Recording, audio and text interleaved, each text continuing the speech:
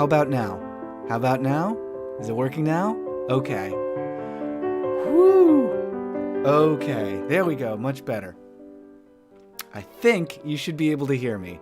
So hopefully that's working. Oh my god, sorry about that, everybody.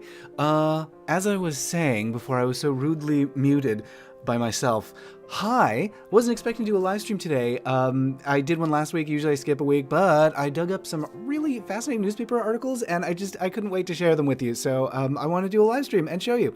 So hopefully you can hear me. The chat's a little bit behind on the stream. There's actually a pretty strong delay. Oh, good. You can hear me now. Great.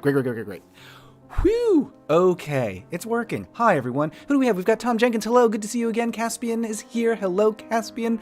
Brian Dupree. Hello. Rakeshi is here. Hi, Rakeshi. Mr. T. Oh, still recovering from COVID. Feeling better compared to the last week. I'm very glad to hear that. Lightheaded, but doing what I need to do. I'm really glad that you're feeling better. Best friend tested positive yesterday. Oh no. Well, hopefully, I don't know, you can give them some moral support. Also, I just want to check. Is there any weird audio coming through? I should just be able to hear it, right? Right. Every time we do one of these streams, we change the audio setup a little bit to try to make it better, but that also introduces the possibility it's going to get completely bizarre. No, I think we're good. Right? It should be just me talking with a little nice music in the background, right? Anyway, let me know if anything needs to be adjusted. What else we got? Left at Albuquerque, hello, good to see you. Hope Matt speaks to COVID testing and societal attitudes. As a Gen X who came through the HIV era from start to finish and lost several in my circle, stigmas both similar and different. Well, I mean, you know, there's not much to say other than get tested a lot and be safe and protect everyone around you. I mean, it's not complicated. It's not difficult. I mean, it can be difficult, but and to be fair, depending on like your job and your circumstances. Okay, so it is complicated. It can be complicated. But I mean, you know, we all have a moral obligation to look after each other, right? We all have a duty to take care of each other and not put other people at risk, even when it's a kind of a pain in the neck and annoying. So I hope everybody's doing their best to keep each other safe. Let's see, who else we have? We've got Bryn. Hello, Bryn. We've got Canada Bry. Good to see you as always. Estimated Profit, just dropping in to say hello and thank you for your videos. Well, thank you for dropping in. I hope you are enjoying them. If you do have a chance, of course, always hit that like and subscribe, as the kids say. Share a link to the videos. Share with. I mean, that's honestly one of the most useful things y'all can do if you're enjoying the videos. Is just share them with people, recommend them, spread the links around, and of course, hit the like and subscribe and all that stuff because the algorithm likes it. What was I going to say? Blah, blah, blah. Oh, yeah. And so that's what I wanted to talk about today, is in the process of working on some of my recent videos, I dug up some really fascinating old newspaper articles. And I just wanted to show you all what my research process looks like and how I come across like funny, weird, sometimes horrifying old newspaper articles to do my research and throw into my videos. And it's so interesting to dive through these archives. The two that I use the most are New York Times, Times Machine, and also newspapers.com, and occasionally like Google News Archives, although it's a little unreliable. So anyway, wanted to show you all the good stuff. Let's see who else we got. Happy Saturday, so Shannon, hello. Oh boy, this is a tough one to pronounce. Japire? DZ Pyre? Hello. Anyway, Caspian, it's not a true stream without a technical glitch. Yes, got it out of the way early. DPL says, love your videos, first time checking your live stream. Thanks, glad to have you joining. Lady Def says, howdy. Ian says, good day from Oz. Mr. D-Bone says, nice surprise Saturday video. Yeah, that's what we're doing. And also, by the way, I know some of you are already aware of this. I'm Twitch streaming a lot more frequently. Starting this coming week, starting on Monday, I'm going to be streaming on my channel over on Twitch. There's a link in the description. You can join me for video game streams every Monday, Wednesday, Friday. That's the plan, starting at 2 p.m. Pacific. And we're playing some Monster Hunter. I'm going to get into Hyrule Warriors Age of Calamity. James was streaming that yesterday. And we're going to do Assassin's Creed Valhalla because I got it for free with my video card. So I'm like, all right, well, let's see what this is. Brianna's here. Hello, Brianna. Hello, Alexi the Grape. I'm glad to have you joining. Hello. Give me a follow over on Twitch to join me on Mondays, Wednesdays, Fridays, 2 p.m. to 6 p.m. And we're going to be doing some fun video game streams over there. I caught a Rathian at the last possible second yesterday. It was one of the most tense moments of my entire life catching this gosh darn dragon. It was... So you've got 50 minutes to catch the monster in Monster Hunter, and I was at minute 48 when it was like, hey, you're running out of time, 2 minutes left, and I'm chasing this thing, it's running away from me, and, well, I tweeted a link to the video of where it all wound up. It was very tense. Rezel says, hello, no one asked for me, but I came. Your attendance is implied. We always like to see you here on the stream. It's always a joy to see you, Rezel. I'm so glad you're here. I hope you're doing well. LJ says, hi, Matt. Yay, made a live stream. Good to see you. Yay. Matt is a pro gamer now. Well, you know, what are any of us but pro gamers in the game of life? No, that doesn't make sense. Anyway, you might have seen I tweeted a link to this New York Times article that I found. I just want to get started with one of these and show you what I do. So let's see if I can switch us over to capture. Transition. There we go. Okay, great. So this is the Times Machine, New York Times Machine. You pay for like it's actually a pretty good deal. I think it's like $4 or $5 a month. I don't always love giving money to the New York Times because I don't love some of their editorial policies, but this archive is just invaluable.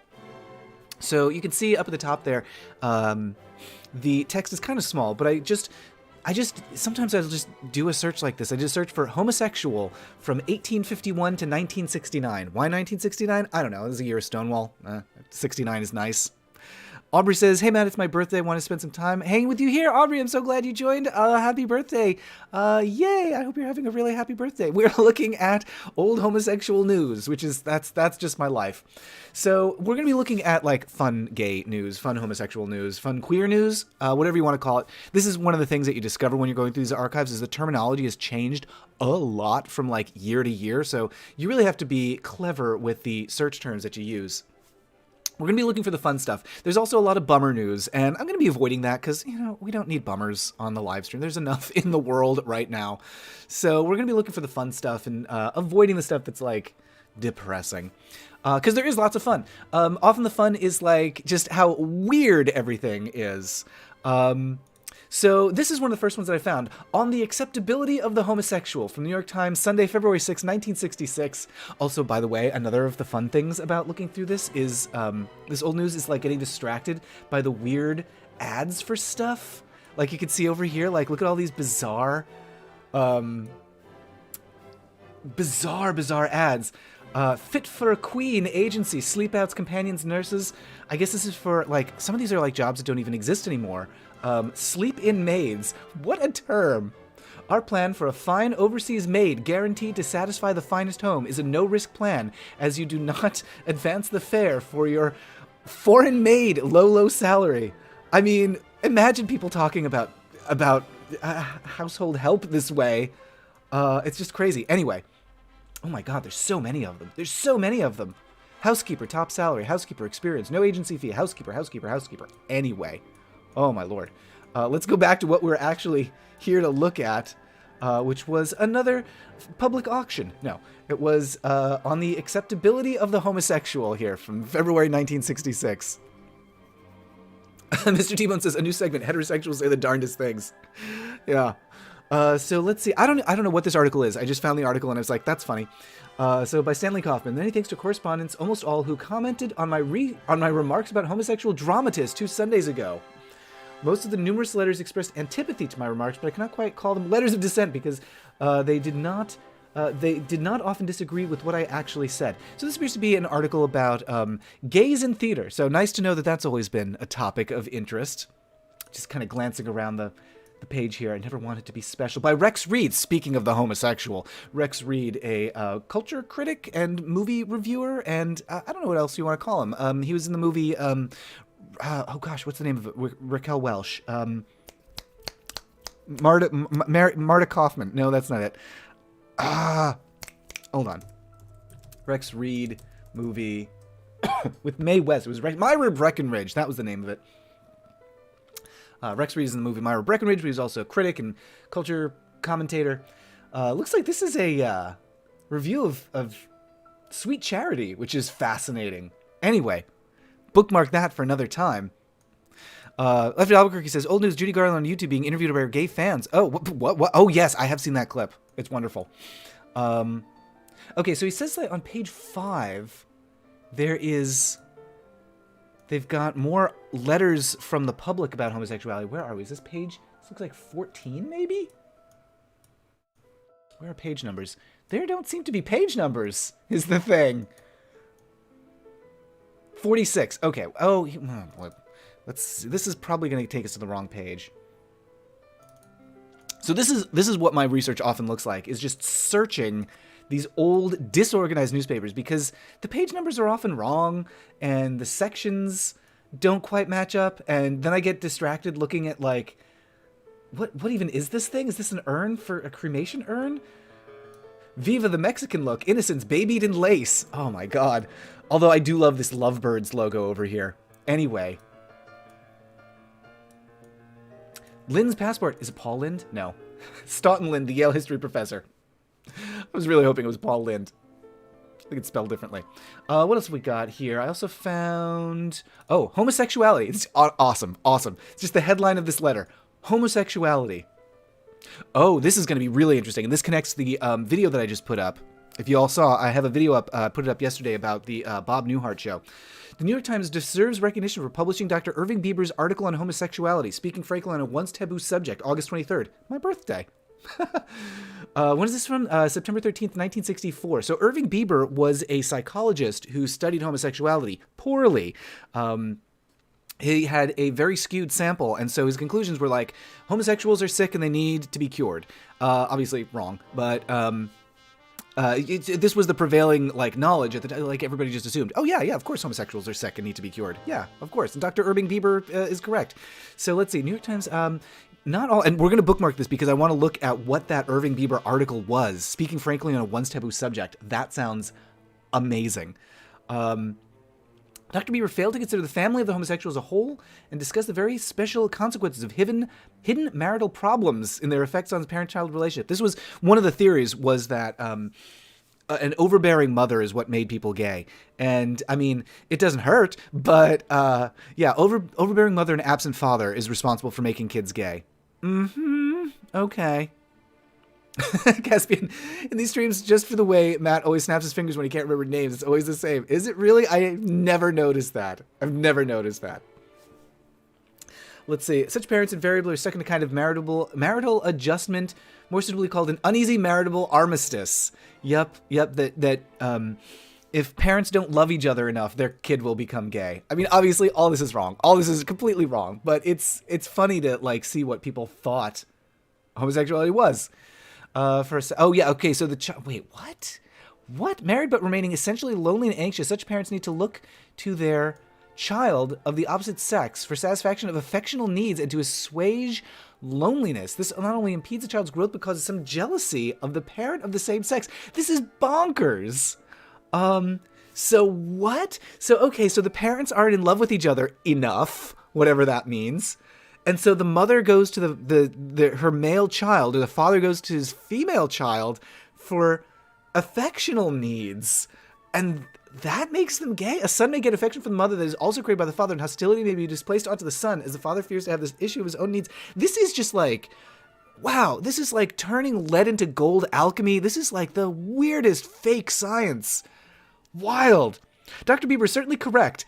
Spoiler alert, he's not, in stressing that signs of homosexuality in children need quick professional attention. But the point is, professional attention to be like, cool, you're gay. That's the attention it needs. The point is that the parents be treated and helped to see themselves as part of the problem. It would make it easier for them to accept such help if they realize that they are not viewed as hostile, but as troubled and confused, as having done their best in view of their own problems. That was Ronald A. Stern, MS-ACSW in New York. Just curious. Just a little curious. Ronald A. Stern in New York. Ronald A. Stern, New York. Just curious if anything comes up. Internist in Pomona. What? This is a different guy. This is a different guy. Okay, this is a different Dr. Stern in Pomona, New York. This is a contemporary doctor. He's got he's got contemporary listings. So this is not him, unless he is in his 130s or something. Ronald A. Stern, New York. But what if we search 1960s?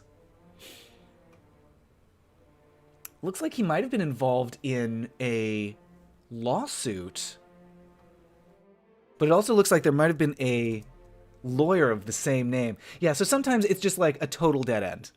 I mean, this might be the Stern? No, this is an attorney who represented Hallmark. Not the same guy. So just curious if like anything else would come up with this guy. And it's possible like with a more detailed search, we might find something. I was just curious. ACSW? License? What does that stand for? Oh, social worker. Okay. So this guy was a social worker in New York. And boy, oh boy, I mourn for his clients. Cliches. To the editor, Dr. Bieber may be speaking frankly in his article, but he's not speaking clearly. He says that most homosexuals do not conform to stereotypes such as sissy-ish male, brawny female, describe pre-homosexual behavior on those very stereotyped terms. You don't find many homosexuals whose fathers took them on camping trips or baseball games. See, this is what I mean. This guy, Urban Bieber, he was just like thought as like an expert, authoritative. Like, oh, this guy knows what he's talking about. What? Are female homosexuals. These girls are rarely taught feminine behavior like learning to cook, sew, or perform other homemaking functions. Or again, these girls are not becomingly dressed by their mothers. Oh my God, I'm dying here. Oh my God. Oh. Okay, yeah. Wow. Okay, so we got to look up this article. Speaking frankly on a once taboo subject on August 23rd, my birthday. I love that it was published on my birthday. Oh my God.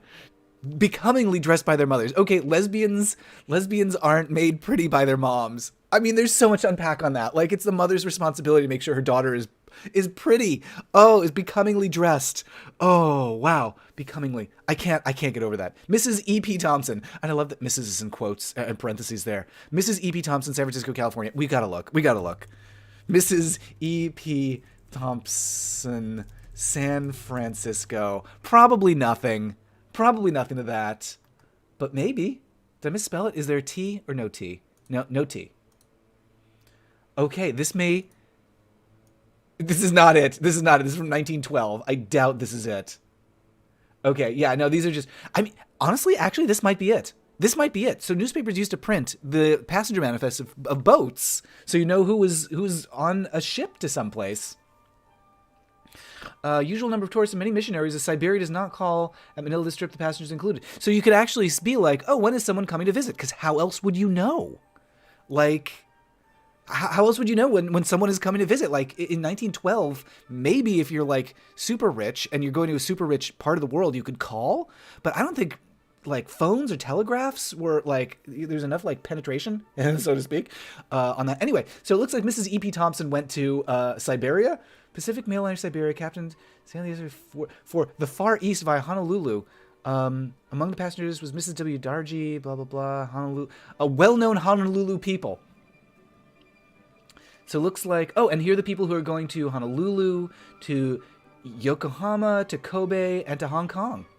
You know, the Far East. And also, of course, Cameron Bryant is correct. If the boat was lost, they'd have a record. Caspian says, before I came out as trans masc, but after I came out liking girls, a few people tried to tell me I was queer because I had too many older brothers and one older sister. Oh, boy. Aubrey says, you have so many browser tabs open. Those are all articles that I want to look at with y'all. Yeah, Mr. T-Bone, according to the movies, all a girl has to do is take off her glasses, let down her hair, and suddenly, I love that trope. Suddenly she's Anne Hathaway. I love that thing of like, oh, the bookish, nerdy girl, and she just needs to take her glasses off and go like this with her hair, and suddenly she's a model. Anyway, the whole thing about gays being sick is misogynist-based. Yes, left algorithm, there's a lot of that. There's a lot of, like, it's a problem for men to act like women or to do something that's stereotypically associated with women because women are, you know, inferior. And so there's a lot, I mean, still to this day, there's a lot of misogyny in the just conversations around homosexuality, you know, in different ways. In the gay community, you know, there's, like, it manifests in a lot of ways, like bottom shaming or, like, performative disgust at women's bodies, which, you know, I just find that stuff really unpleasant. When people are like, ew, gross, women. No, women are fantastic. Lizzie says, I guess, yeah, I now know why my grandma blamed my dad not being around enough for me being gay. Yeah, this was just like what people believed. They just believed that dads not being there made their kids gay. Sybil says, I'm transgender. In 1970, when I was 12, I was in the hospital with appendicitis, watched an episode of Medical Center focusing on a patient, Robert Reed, who's transsexual. Yes, I know that episode. I know the one that you're talking about. I haven't covered that one, but yeah, I'm aware of that. One of the other challenges, speaking of like going through archives, one of the other challenges to the videos that I do is finding the episodes in a good enough quality that I can present them. Like, I think I can find a really bad version of that Medical Center episode. Like, it's compressed and blurry and the audio's hard to listen to. So often it's just like part of the challenge here is going through old archives and finding the video that that looks good enough for me to put in one of my videos to talk about. Yeah, Astro Rex says ocean crossings were momentous occasions. Imagine if like just going, you know, from here to Europe or something. I mean, nowadays it's a little tricky to do something like that because of reasons, but imagine if it took like a month or 2 months.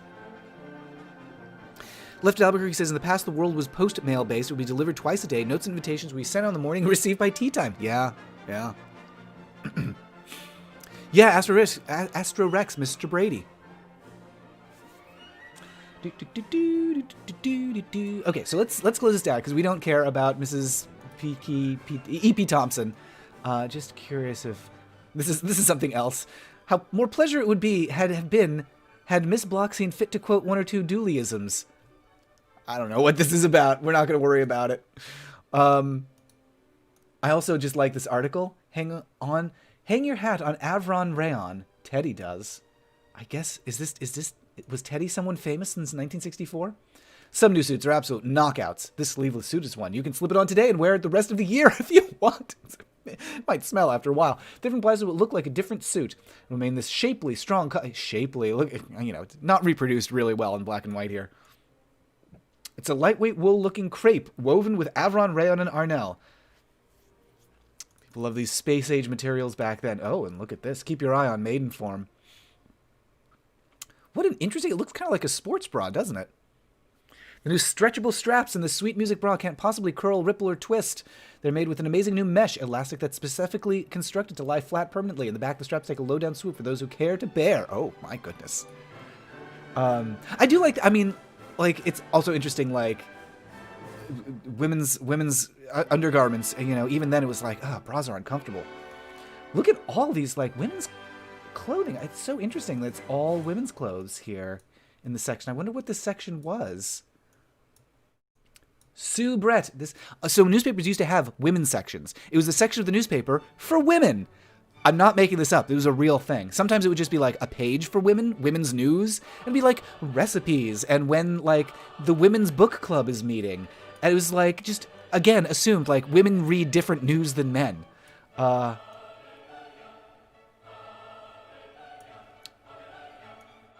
What are we looking for? This seems like cultural news. 2-year community college seats for training after high school. Oh, wow. This is an article about like the invention of community colleges. Government is patron of the arts. Creeping inflation. This seems like arts and culture. Uncle Sam is really growing federal role in local affairs is not only necessary, desirable for general welfare. Interstate highway system. This is when the highways were being built. That didn't used to be a thing. Congressman calls for Scandinavian-type grievance man to investigate complaints about the work of bureaucrats. Something about Goldwater, close to the Viet Cong in their jungle. Yikes, 1964. More women's clothes. More women's clothes. Now there's a yarn that adds all the richness of crepe to the easy care of nylon. It's called Enka Crepe Set Nylon. It looks like creepiest nylon. Creepiest nylon. Oh my god, something a little bit racist here about this, like... If this guy can speak another language, why can't you? I'm not crazy about that framing there. What is this? If you love music, this new 76-page high-fidelity book is yours. A new Fisher Handbook, Basic Guide to High-Fidelity Stereo. Gosh. I do love these honestly, I actually love this ad. And look at this Tom O'Shanter. This cute little jacket. I'm into this jacket. I would wear that.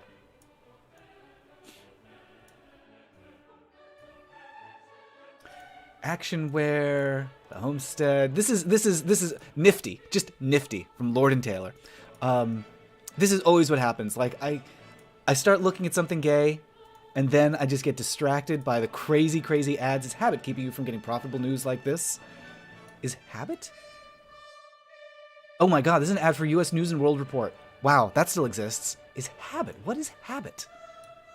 And look at it, it's just a typewriter page. This ad is just a typewriter page. Done more shirts were well. Boys couldn't care less. Look at his face and shadow here. This mysterious... He looks like a killer. So this is like clothing for moms and their kids, whatever the section is. 3 happy concerts for your children. Yeah, so this is the section. This is definitely a women's section, whatever that meant at that time.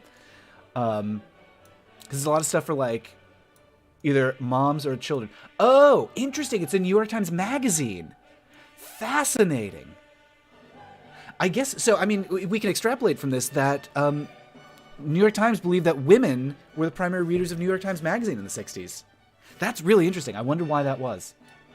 Anyway, we have gotten completely astray from what we were looking at. Let's scroll all the way back. I gotta say, Times Machine, very easy to navigate. I really like what they've built. The software is really good.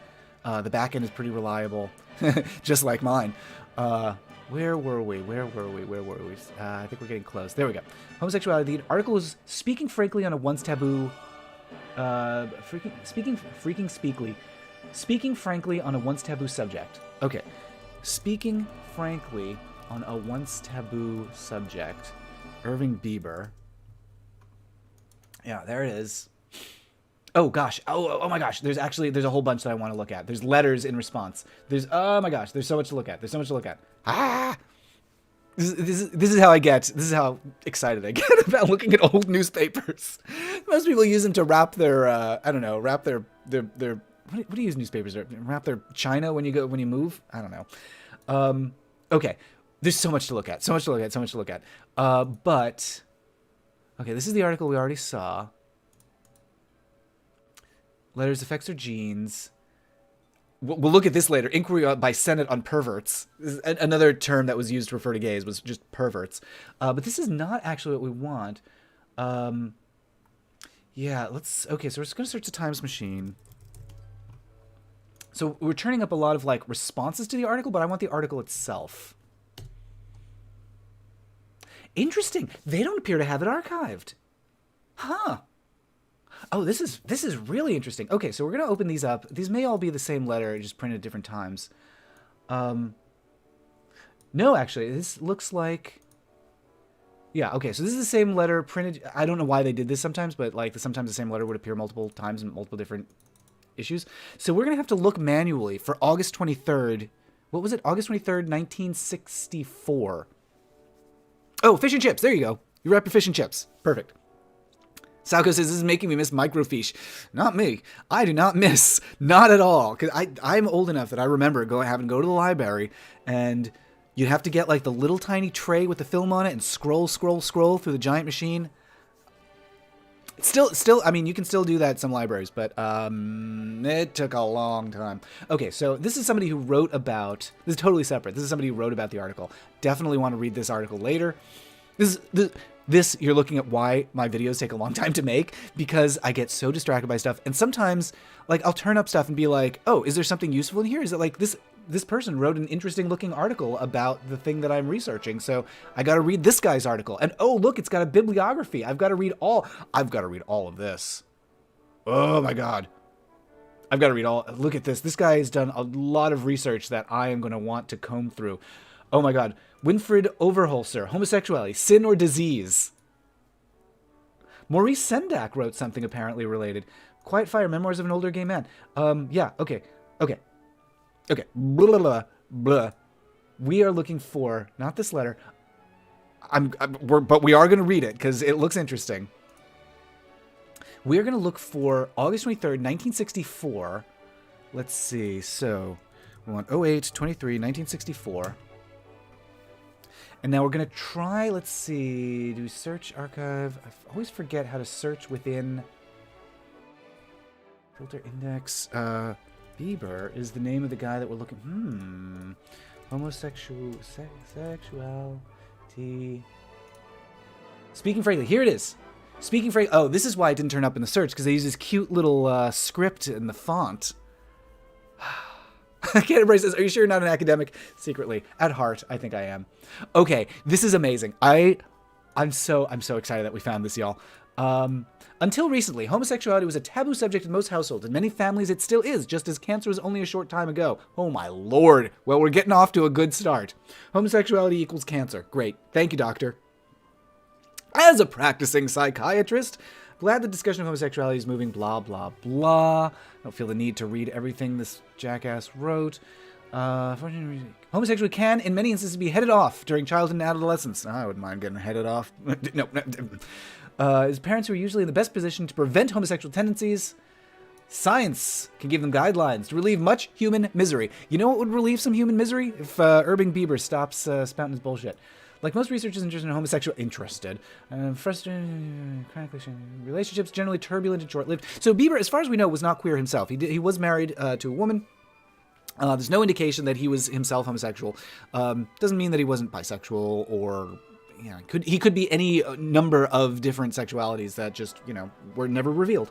But we have no reason to think, there's no evidence to think that he was gay. Other than that, he made it his life study, so, Anyway, homosexual relationships are generally turbulent and short-lived. Yeah, because of assholes like this guy who make life miserable. Homosexual relationships often were turbulent and short-lived because life was miserable for them. Also, as I was saying earlier, Irving Bieber's sample size was very skewed. He tended to only research people who'd come to psychiatrists for treatment. So, obviously a lot of the people he's going to be studying are in some way in need of psychological help. Also, their other sample size was people who were in mental hospitals and people who were in jail. So, complicated. Anyway. Oh, Oprazine is here. Hello, Chaka. Good to see you. Occasionally, an original article is not archived in the New York Times due to, I think, copyright issues. Yeah, I have encountered that, where sometimes it's just like, oh, we just don't have this one for some reason. I don't know. Anyway. Yeah, largely irrelevant. Sin or disease. It's gotta be one or the other. Very binary. That binary. Yeah, Lizzie says, I can't get over that article about homosexuality killing the dinosaurs. I know. Isn't that amazing? That was in my video from September or October. I just did a video about the show Dinosaurs that confronts the question, did homosexuality kill the dinosaurs? Spoiler alert, no. James says, love your work. Can you write a new book with all that you've compiled and learned? Oh my god, I would love that. I have a lot that I could put in a book. Let's put it that way. Largely Irrelevant says, homosexuality killed the dinosaurs? How?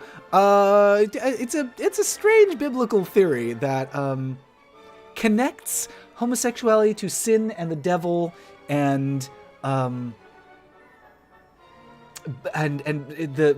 barbaric dinosaurs were. It doesn't make sense. There's no way I can describe it that will actually make sense.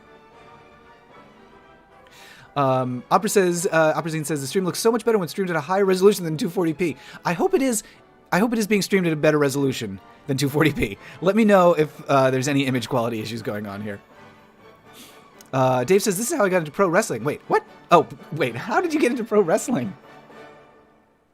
Caspian says, getting distracted by every advert and going on tangents is the same energy as me starting a daydream with a plot, but then spending an hour thinking about how characters like their toast. Oh my god. I know that. I know that all too well. All too well. Nick says, hey, love your channel. Thanks, Nick. Glad to have you here. We are looking at some old newspaper articles about homosexuality and about how incredibly wrong this guy, Dr. Irving Bieber, Associate Clinical Professor of Psychiatry at New York Medical College, how incredibly wrong he was about everything. In the present state of our knowledge, this is a delicate task. Yeah, I bet it is. We should be exposing, about consequences of exposing children to young homosexual classmates, sizable homosexual communities in our large cities, increasing evidence that all adult homosexuals were normal infants and that their sexual maladjustment is caused by unhealthy relationships with their parents. Wonderful. Wonderful. Thank you, doctor. Thank you for clearing that up. So pardon me. I do need to, I'm getting a little winded here. I made myself coffee cake yesterday. There it is. Doesn't that look nice? I baked that while James was streaming on Twitch. And I gotta dig in here because I need a little sustenance.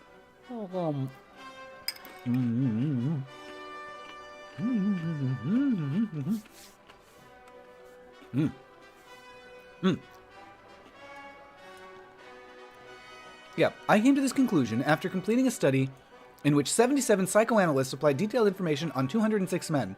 This was a 9-year investigation conducted under my chairmanship by a research committee of 8 members of the Society of Medical Psychoanalysts. Highly probable that a family will produce a homosexual if at least one parent has a reasonably sound relationship with the child. What? Improbable. Okay, I misread that. It is highly improbable that a family will produce a homosexual if at least one parent has a reasonably sound relationship with the child. I mean, this is another reason why this guy's work was so damaging and terrible, because it made parents, it like blamed them, apparently, that if they had a gay kid, like, you did something wrong. You have a bad relationship if you've got a gay kid, which, you know, just not true. Specific danger signals. Oh, I can't wait to hear about those. Before outlining signs, let's watch. The male homosexual is popularly thought to be effeminate or sissy-ish. The female homosexual is almost invariably pictured as a tough, if man-hating, masculine type. Oh, medical science had not yet discovered the lipstick lesbian. Wonderful. The confusing and uncomfortable truth is that only a minority of homosexuals conform to these stereotypes. How?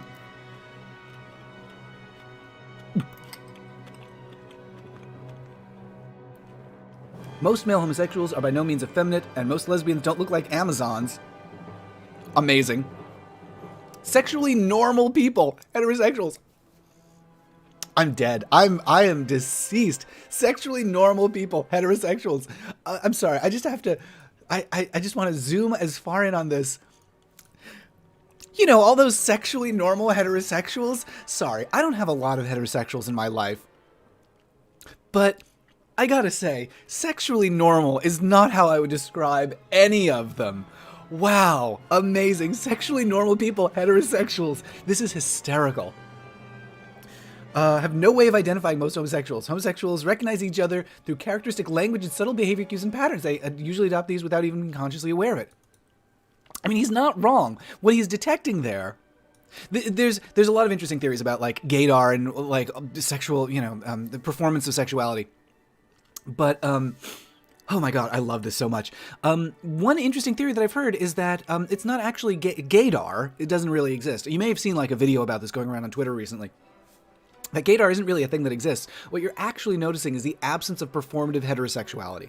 That there are traits that heterosexuals learn, are trained, you know, without even knowing that they're being trained, just like through social osmosis, absorb.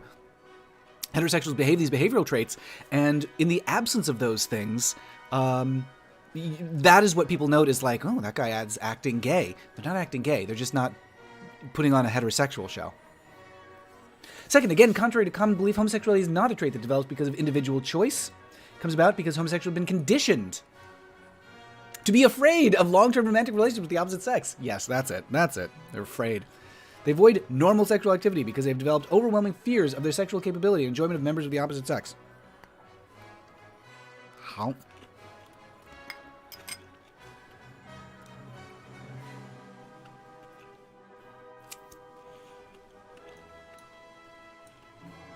There's one important reason why nearly all homosexual relationships turn out to be frustrating. Yeah, it's you. It's people like you. This is, I mean, the crazy thing, I'm sorry, I'm like covered in like little cake crumbs now. I'm trying to eat as without making a mess, but it's just not possible. Okay. Yeah, anyway. To prevent childhood sexual symptoms from developing, or possibly even to immunize youngsters. Oh my god. Consider the behavior of parents. Mothers of male homosexuals usually behave in characteristic and abnormal ways. Overly intimate with their sons, excessively possessive, overprotective, and inclined to discourage their sons' masculine ways. Mother generally favors the pre-homosexual son. Blah, blah, blah. As far back to birth, make him a sissy out of him simply because he already had one son and wanted her second child to be a girl. More of this unhealthy pattern, mothers of homosexuals frequently make their sons their principal confidants, sometimes even in sexual matters. Irving! Interfere with the boy's heterosexual interest in childhood and adolescence, often by discouraging their sons from dating. If the sons show interest in girls, mothers quickly find fault with them and usually succeed in disrupting relationships. You can't trust women, all they want is a meal ticket. A boy with pre-homosexual tendencies responds to this kind of mothering by becoming submissive. Yeah, that's what makes men submissive. That's what does it. Likes to worry excessively about displeasing his mother, hurting her feelings. Mothers of homosexuals are usually inadequate wives. Holy shit. Mothers of homosexuals, incidentally, are usually inadequate wives. I'm like, look, I know that, like, there are a lot of really horrible misogynistic beliefs from around this time. But, I mean, I'm even rendered speechless by this one. They tend to dominate and minimize their husbands and frequently hold them more or less openly in contempt. The plain fact is that unconsciously these mothers are engaged in romances with their sons. Sometimes this shows itself in seductive behavior toward pre-homosexual boys. I am sliding out of my chair onto the floor. This is, I did not anticipate. I didn't expect, everyone. I did not expect that we would unearth something this ludicrous. And this was the guy who was telling all of the other psychiatrists in the country. This was the expert. This was the authority. This is the one who was telling doctors, here's how it works, everybody. I know what I'm talking about. Fathers of most homosexuals tend to behave in typical ways. They're usually unaffectionate and spend little time with their boys. You don't find many homosexuals whose fathers took them on camping trips. Yeah, oh my God. Okay, continue page 107. Now, here's where we have to do some goofy math, because page 75, the archive believes, is actually page 311. So we've got to do, oh boy. I'm knocking everything over. Okay, so 107 to 105, we've got, what are we doing? 107 minus 75. So we've got to jump ahead 32 pages, which would be 43. 343. Is this isn't correct. I did something wrong with my math. Wait, am I a page ahead or behind? Oh, Kajal the Spoon, love your channel. Thank you for being you. Thank you so much for the tip. I really appreciate that. Thank you, thank you, thank you. That's so generous. I really appreciate it. Thanks. Glad to have you joining. Glad to have you here. Okay, here, I think we found it. We found Taboo. Taboo. Next to the shopping mart. I'm sorry, before we continue with this, I just want to look at I want to look at a few of these ads. Okay, Tiara is delightfully new. It's just a suitcase. Stop it. Stop it. Okay. Wait, if you think all beer tastes the same, buy root beer. It's cheaper. That's actually pretty funny. I like that. Shakespeare on the move. Also, Burr, this is the tonic with a colder touch. There's no sugar, no calories to heat you up. Strictly, quinine water. Okay. Great, cool. Anyway, Shakespeare on the Move. A Midsummer Night's Dream. Publicizer cast chemistry members form a motorcade. Puck, Oberon, Titania cavorting in some unlikely places. The New York Shakespeare Festival is touring 35 neighborhoods. That's actually cool. I like that. They just get in a car, do Shakespeare on different neighborhoods in New York. It's fucking awesome. I love that. Honestly, that's a great thing for, like, I would love if that was a quarantine thing. Like, the cast, like, they all arrive separately. Or maybe they've been quarantining together. I don't know. And they just do, like, an outdoor performance someplace, like, with fresh air. Although it's maybe a little cold right now for that kind of a thing. Anyway, we're so close to picking up this Taboo article. But I also just want to look at these transition lenses from 1964.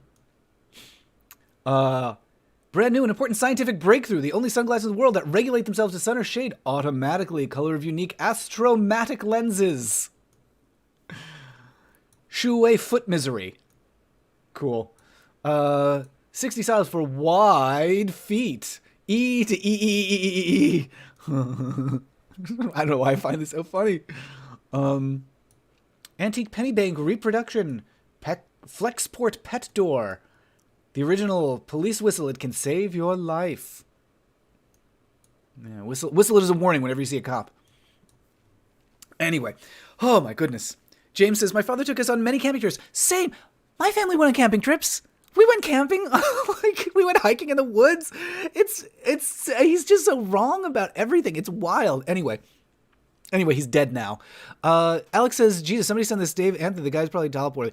Yeah, was this dude gay, though? It's largely irrelevant. Not as far as we know. It's possible. Like, I don't know everybody's business. But there's no indication that I've been able to find. I've not found any indication that he was gay. He did have a wife. Not that that means, anything conclusive.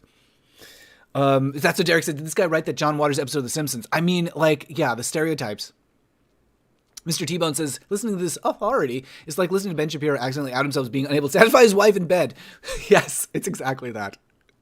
Alex loves the ads. Good. Largely, is quinine not really bad? Oh, I think quinine's fine. It's just like, that way of advertising it, I just found hysterical. Lillian says, too many camping trips also makes you gay. It's a delicate balance. Yes. Note the continuation of the article on homosexuality is next to an ad that says, coming next week, all about women's fashions. What? Wait, where? Oh, coming next week, all about women's fashions. Next Sunday, part 2 of the New York Times Magazine will be Fashions of the Times, a separate, colorful section brimming with news of women's fashions. News of women's fashions. Photographs, sketches, vivid word portraits bring to life a wonderful fashion showing right in your living room. See Fashions of the Times. Okay, that may be the New York Times Magazine that we were looking at previously. That might be why it was all women's clothes articles or ads in the New York Times Magazine. They were doing some like tie-in with the women's fashion thing. Okay, that might have just solved a mystery. Kajal the Spoon says, you're welcome. Your videos have given me so much entertainment, insight, laughs, even a few tears. Love your stuff. Oh, I'm so glad. Oh, Kajal, you played Oberon once. That is a great. Have y'all seen, there was a production of Midsummer Night's Dream. I can't remember where. I want to say it was like in Scotland, maybe? Might have been it was somewhere in the UK or around the UK. This is just beautiful. There was and very like dancerly. So there was an Oberon and Puck dance it was just gorgeous. If you search for it, well, let's search for it. Oberon and Puck. There it is. Like first thing that comes up. So this beautiful production, Matthew Tennyson and John Light is Oberon for the Globe. Oh, it was the Globe Theater. Okay, well there you go. So just like a little homoerotic, maybe just a little, just a tad. So this is a beautiful production. This looks like a different one. Just a little homoerotic, just a tiny bit. But you know, clearly these are like just amazing performers who are able to like do these wonderful sculptural things with their bodies. Yeah. Okay. Okay. Anyway, and there's of course the guy from Stanley Tucci from. I almost said Gentlemen Prefer Prada. The Devil Wears Prada. Gentlemen prefer Prada. My kind of gentlemen do. Oh, Sauco says college towels? Wait, was that also an ad? Was that also an ad in there? Oh no, did I lose my place? Did I close the... No, here it is. College towels? Did it say college towels somewhere? College towels. Oh, with like logos on them. Okay, your college crest in heroic size on giant white cannon towel in college colors. Washable, perfect gift. College towels from Pennington, New Jersey. Iron-on clothing labels. Money in announcing. Disc jockey, news, sports, safaris? Disc jockey, news, sports, safaris. Talent needed. How to begin. Legitimate tips from top broadcasting execs. Send $2 to this guy in New Haven, Connecticut. Amazing. Oh, pardon me. I'm going to blow my nose for just a moment. I usually mute it.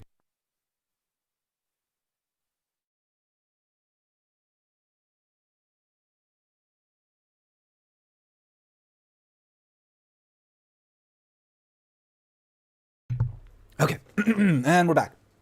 Since men had to play all the female parts in Shakespeare, how could some of them not be gay, says Mr. Teeman? Well, I mean, that's... But yes, you know, it's one of those rare gay theater things. Caspian says I'm going to be distracted by wide feet for the rest of the stream. Oprazine says, I will immodestly admit that I directed Midsummer Night's Dream with a cast of 40 when I was a high school senior. Wow. How did you make him dress like that? Yeah, so Cheka / Oprazine has some you're just like an endless source of fascinating stories about your theater projects and showbiz and all that stuff. Check out Parterre Box, of course, for more fabulous life in the theater news. Wait, college colon? Did it say colon? College crest? White cannon towel? Did I say college? Did I say colon? Usage of crest to mean sports logos, at least that old. This newspaper is weird, is largely irrelevant. Cajal the Spoon played Oberon at 17. It was the 80s, Madison, Wisconsin. Pretty liberal. Given that I was already out, you can imagine the comments and snickers. Didn't care. I was a theater kid. Theater kids. Those are my people. Okay, let's look at this. But first, just take a little glance at fit better, wear better. New nylon tricot swimwear. It's not bad, actually. Not a bad look. Not a bad look. Anyway.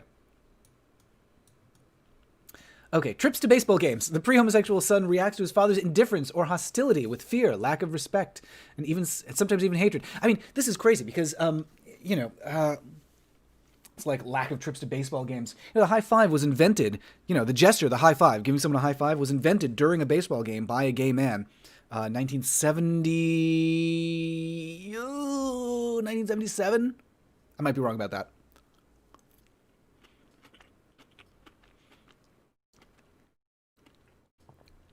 He tries to be as much unlike his father as possible. I mean, that's all kids. Stands to reason, therefore, that homosexual sons or heterosexual sons with severe homosexual problems are most likely to develop in families where mothers are close binding, intimate, and seductive towards their sons, at the same time dominate their husbands who are detached or hostile as fathers. Amazing. Everything you've said is completely wrong.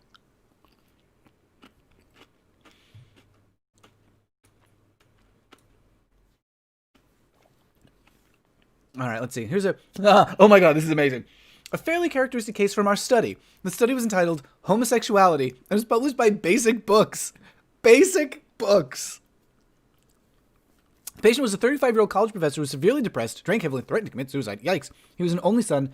Mother was beautiful, pridefully traced her ancestor to early American colonists. Patient's father owned a little haberdashery.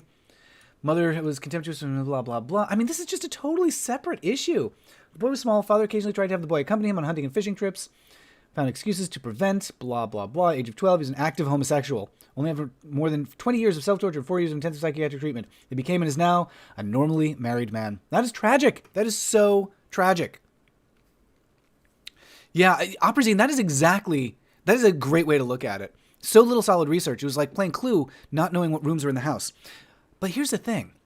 There was research. And it was, I said I was going to go into bummers on this stream, but it was burned by the Nazis. Oh.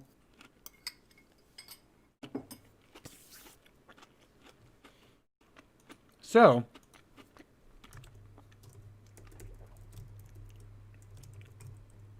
that's what we're, sexual Wissenschaft. So, early 1900s, even late 1800s, but early 1900s in particular, there's a scholarship in Germany around homosexuality. Let's make this a little bigger so it's not so hard to read. This sexual institute in Berlin that did a ton of research into gender identity, sexual orientation. I mean, it was so far ahead of its time.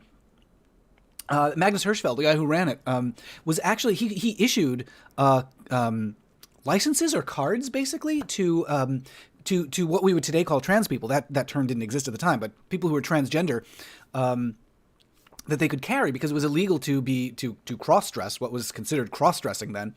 And so he would issue these cards. If somebody was stopped for, it was a woman who was dressed as a man or a man who was dressed as a woman, and they would be able to present these cards and be like, no, I'm Magnus Hirschfeld. I work with him, or he's studied me, or something like that, and I have permission to be trans. So yeah, I mean, it was a thing, and you can find different from others is the name of this. Yeah, here it is. Anders. This film from 1919, made in partnership with his. With the Institute, that basically presents a portrait of gay life in 1919. So he was doing all this research, and as Grady says, Berlin was a center of the gay universe in the late 1800s. It was a really open environment, a very comfortable place, relatively speaking, for folks that we would today call queer. Again, that word did not exist then, or at least not in that context. Look at this guy. Look at this guy. And so, anyways, there was all this research and scholarship, and that was destroyed by the Nazis. When you see those images of like book burnings and things, that's what they're burning. They're burning queer scholarship. We often talk about we sometimes talk about Nazi book burnings. That's what they were burning. So here we're seeing some cottaging. I need an additional 10,000 marks to keep silent. Don't make me wait, or you'll have only yourself to blame for the consequences. I wonder if this card was added later in some sort of restoration, because that font looks strangely modern. That font looks strangely modern and stationary, and there's no grain or there's a little bit of film scratching, and it's in English, which is also suspicious. So blackmail was a another issue around the time. Oh yeah, this was added. Okay. So there we have 1919 again. Like it's just amazing this still exists. This is preserved. Essentially a gay bar. I'm putting a stop to your blackmail. You'll get not one more penny from me. Paul Kerner. Look at this place. Look at this place. What I wouldn't give to go dancing at a place like this. Oh, and that's the end. So this is just a limited clip, I guess. This is not the full thing.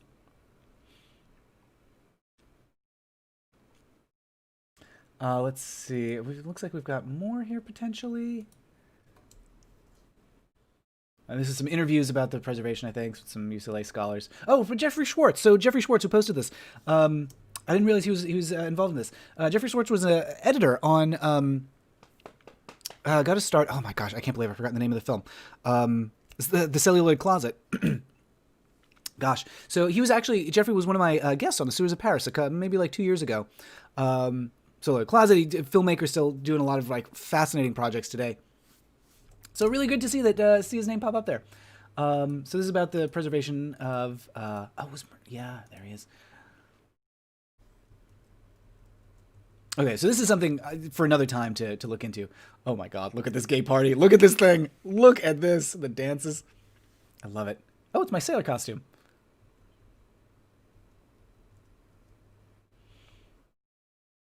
Yeah, and what this led to, Queens at Heart.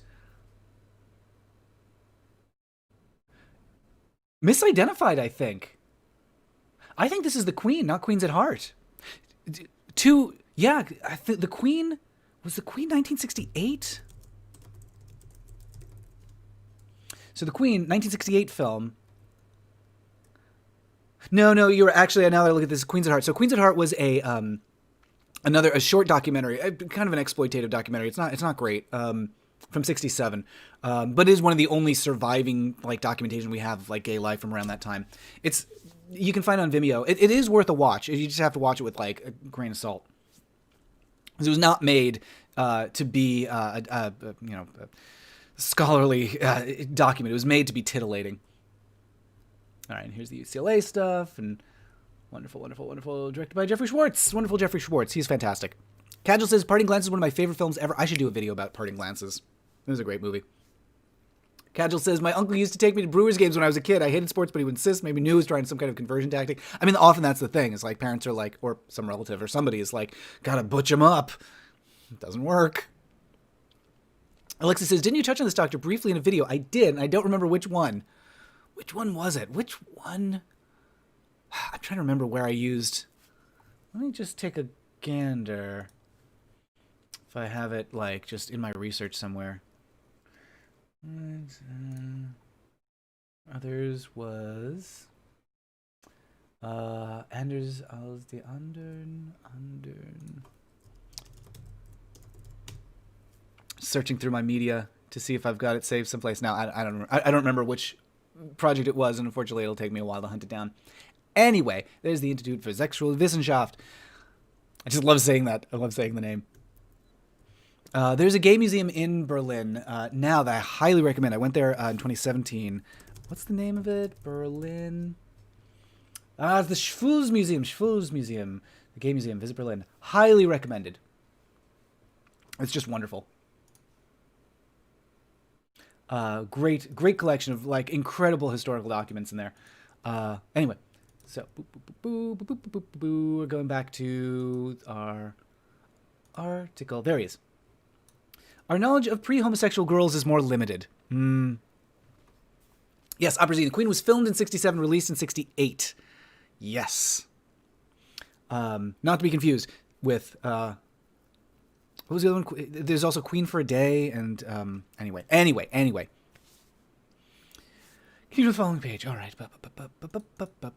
Moving ahead to the next page. Be a Nancy Taylor secretary. The secretary with that finishing school look. Be an airline secretary. Claremont Secretarial School. This is stenotyping, or machine shorthand, the advanced shorthand skill made for today's fast-moving business world. What? How? I have no idea how stenotyping works. Stenotyping? Machine shorthand. I wonder how that worked.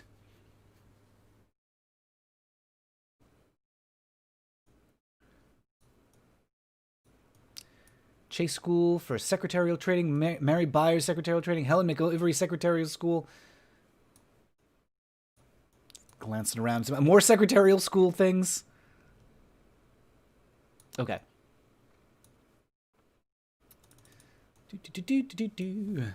Certain telltale patterns exist. Mothers of female homosexuals are usually hostile and extremely competitive with these daughters. Girls are rarely taught feminine behavior by learning how to cook, sew, or perform feminine behavior. You know, feminine behavior. Cooking, sewing, performing homemaking functions. This is wild. This is wild.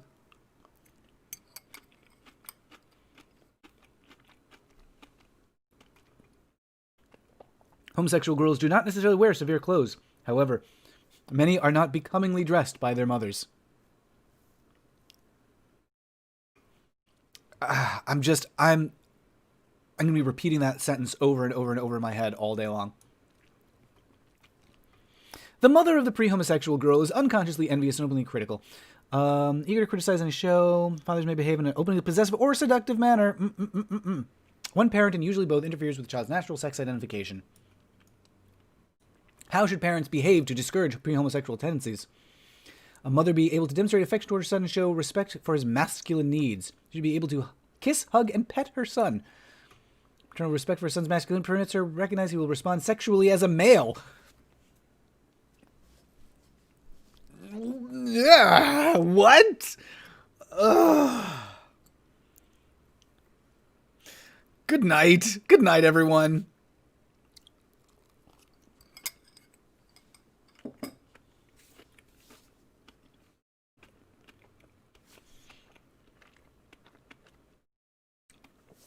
Oh my god, I'm just reading on. I'm reading on. She won't habitually undress before him. Bathe him once he can do this for himself, or intrude on his privacy in the bathroom or bedroom. Won't permit inappropriate sleeping arrangements, sleeping in the same bed with him, or sharing the bedroom. No. Mothers, do not habitually undress before your sons. Wow.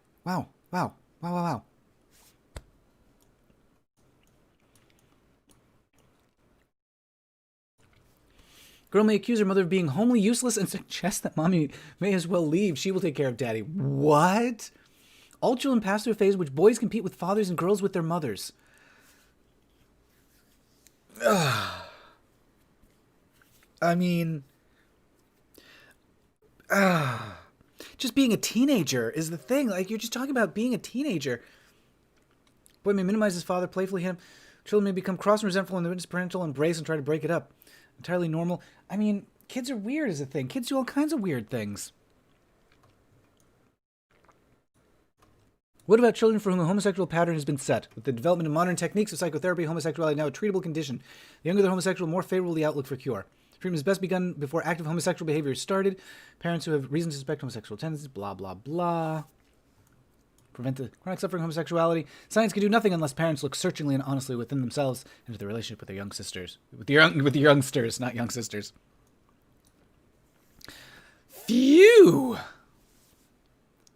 Anyway, Casual says, exchanging glances? Wait, no. Parting glances. Exchanging glances. Parting glances. I saw it in a group setting on the first day I ever met any other gay teenagers. Whoa, what was that? What was that like? When did you meet the other gay teenagers? Paul says they go to an anarchist bar where two men perform a song and made... Oh, yes. Paul, what's the name of that film? I always forget the name of that one. Call Her Savage, 1932. Yes. Not a lot of gay in that film. It's just like a little peek into the pansy craze. Seheho, am I saying that right? Seeing your videos from the past year, are you going to be doing any videos on Pose anytime soon? It's on my list. I want to be careful about Pose because, for one thing, I have done a bunch of videos about ballroom with brief mention of Pose. And I just, I want to be careful about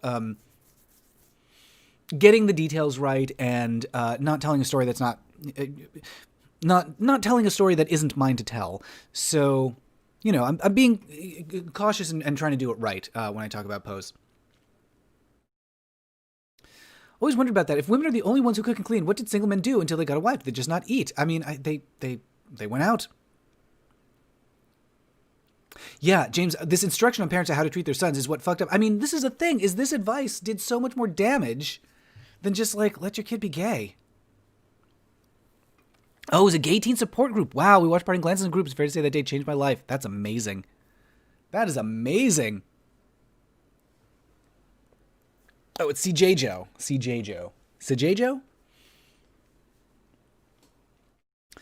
Well, there you have it. There's the great Irving Bieber. Irving Bieber. Oh my God. We are 17. Wait, what?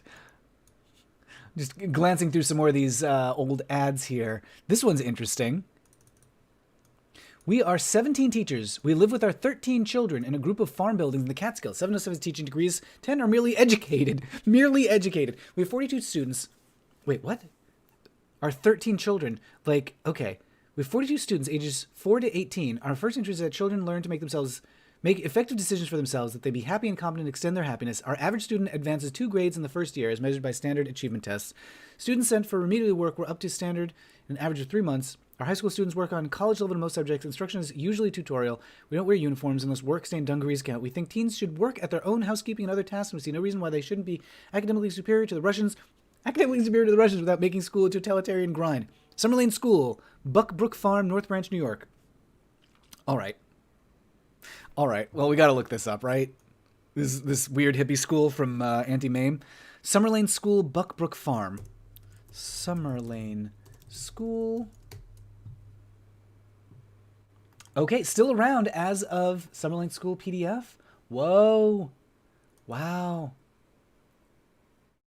Oh dear. Camp Summer Lane's hopeful start turns troubled.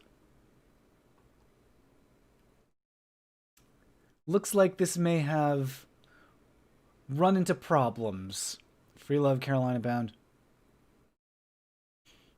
A hoodlum minority. Uh-oh. Okay. This is interesting. Boy, yeah. So this was a complicated situation that we're not going to dive into now. Some NASA school over here, New York Military Academy, the first comfortable tapered sports shirt. What is this? Class of... Oh, I guess these are just like... Okay, these are job listings, I think. Yeah. Oh, help wanted? I guess this was Craigslist before there was Craigslist. It's barely even Craigslist at this point. Yeah, wow. This is how you'd look for jobs. I mean, I just missed this. This was a little bit how you'd look for a job when I was just in college. You'd go into the newspaper and you just scan these things for a job that looked like it might be a good fit for you. Page after page after page after page. Wow. Look at this.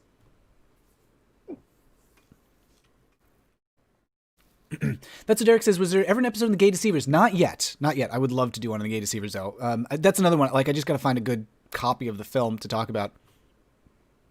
Operazine says there are a lot of little gayish bits in pre-code films, like in a backstage musical, as Femme Queen would say, I only design costumes, I don't design doors.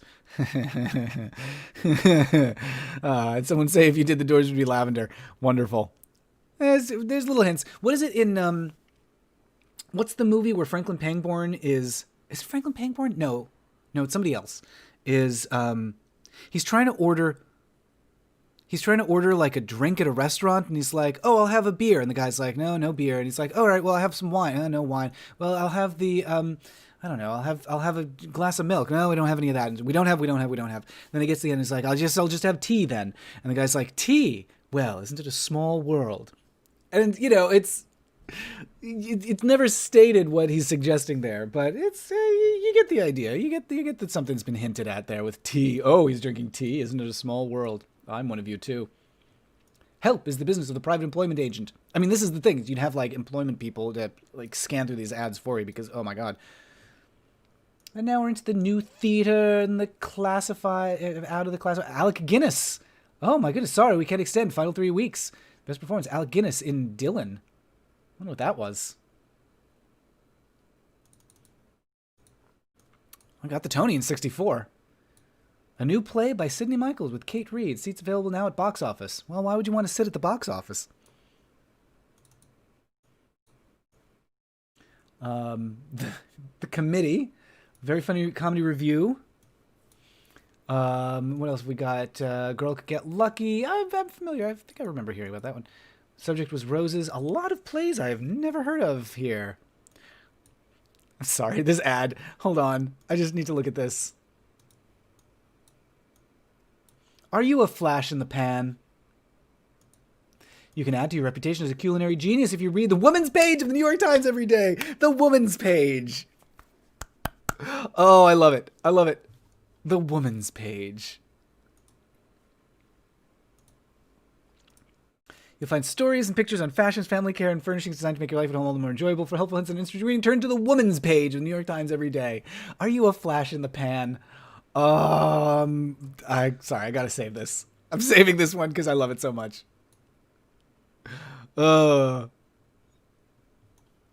Great. And also, note this tiny little ad for My Fair Lady with Zachary Scott and Joan Copeland.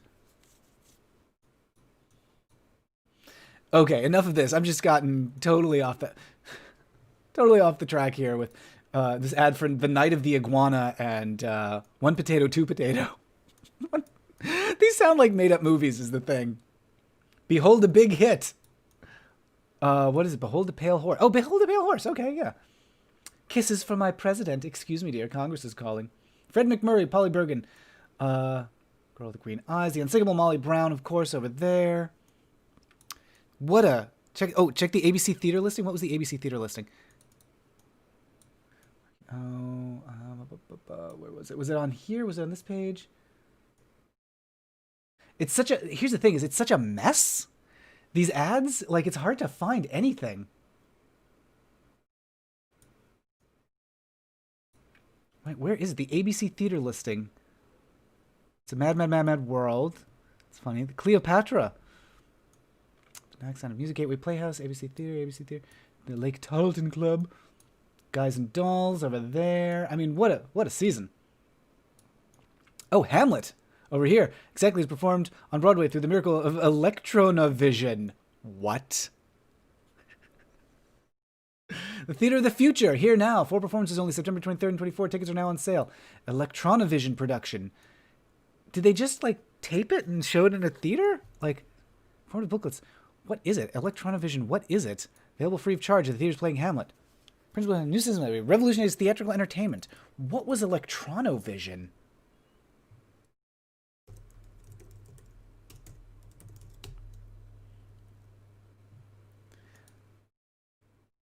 Videotape process for production. Transferred to film via kinescope. Yeah, for theatrical release. Hamlet, Tammy Show, Harlow, separate more electronic cam, telecast live TV shows with electronic cameras. Okay, it's videotaping is what it, you know, precursor to that. Okay.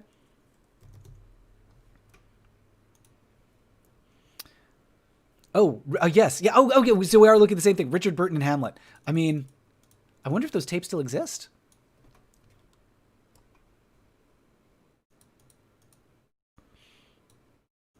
Yeah, Salco said it's like those Met performances that are live cast in movie theaters. Yeah. Casual says, I would go to Sound of Music buffet dinner, pay $290 for that if it was good. Because, yeah, virus. I miss theater too. Yeah, Mr. T-Bone SF, learn to cook before your husband trades you in for a newer model. Oh, man. That's, like, are you a flash in the pan? This poor chicken. Okay, enough of this. I'm saying enough of this, but I'm still scrolling because I'm obsessed. I'm just so obsessed. Anyway, okay, Casual says, let's put on a Sound of Music buffet. That sounds great. Mr. T says, let's do it. Gotta have themed food. Yes. Austrian cuisine? I don't know. So what have we got here? So here's a letter in response to that. I'm one of the homosexuals had a domineering, protective mothers and hostile, uninterested fathers whom Dr. Irving Bieber describes. Gladly said most homosexuals are desperately unhappy about it. Recently, the New York Times carried a headline to the effect that most homosexuals are pleased with their plight and would not change. Heterosexuals can never know the horror of the life, the utter gnawing loneliness. Sometimes when the four walls seem to close in, I walk the street seeking a companion, not for dissolute abnormal sex, but really someone to talk to, some human contact. It's a lovely life, never knowing when the last moment is coming, never knowing when the police will knock, never knowing when blackmailers will seek to do their work. Why are there laws to punish parents who have caused this condition? Wow, this guy is suffering. But I mean, this is all caused by Irving Bieber. Like, that suffering was caused by the the doctors who convinced everyone that there's something wrong with the gays. Continuing on page 107. Oh, like way up. All right, should we continue this? Let's give this continuation. 107. So we want page 12. It thinks page 12 is 311. Let's see. 311. So we want to jump ahead 299 pages. 311 plus 299 is... What? No, plus 299. 610, which doesn't go that high. So, continue to page 107. Let's just jump ahead, let's say 500. That gets close to page 107. That gets into the non-numbered pages. All right, let's jump back a little bit. We'll go to 450. Okay, this is a different section, it looks like. It's 350. Prima Donna dresses living dolls. Cool. 400. Okay, here we go. We're getting close. Let all these parents be tried for murder. What the? To take a poor innocent child and make him into an unhappy, miserable, wretched person. I mean, this father hates his son. My father ridiculed me constantly. He ridiculed a few things I was good at. I was making $40 a week and paying $40 a week to the psychiatrist. I was living in a home full of doubt each time I went to the doctor, wondering if it would do any good. Leaving the doctor's freely giving this parting remark. Going to the lunatic doctor again? 3 times I told my father I was going to commit suicide. And each time he sarcastically said, "Let me know your plans." I see a movie in which the father puts his arm around his son in a book which describes a happy father-son relationship. I weep for the father I never had. God, tragic. I mean, and it's all, Irving Bieber and Charles Socarides and those guys' faults. Yeah, I mean, all that takes is to say, look, your dad's wrong. You're fine. You're great. Let's go to the bar. Let's go dancing. Let's read a book. Let's do, I just, that's the life that a queer person could expect is just so sad and also infuriating that doctors were complicit in ruining the lives of so many people.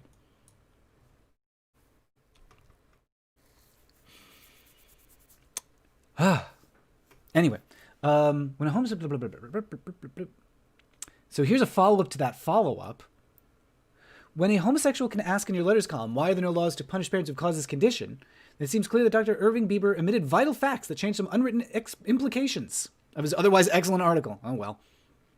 In order to develop homosexuality, a genetic predisposition is essential. Some psychoanalytically oriented psychiatrists are intensely reluctant. Blah, blah, blah. Oh my God, comparing it, diabetics take insulin, celiac family special diets. Is he saying that there's a special diet to not be gay? You have to describe factors hopefully may in time be manipulated in order to overcome the inheritance. Mary V. Seaman, MD, New York.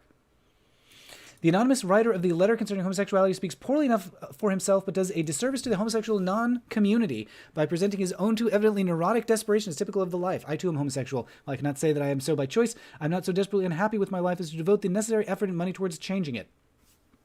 I fear these clumsy hands of public opinion that seem bent on helping me, whether I want it or not.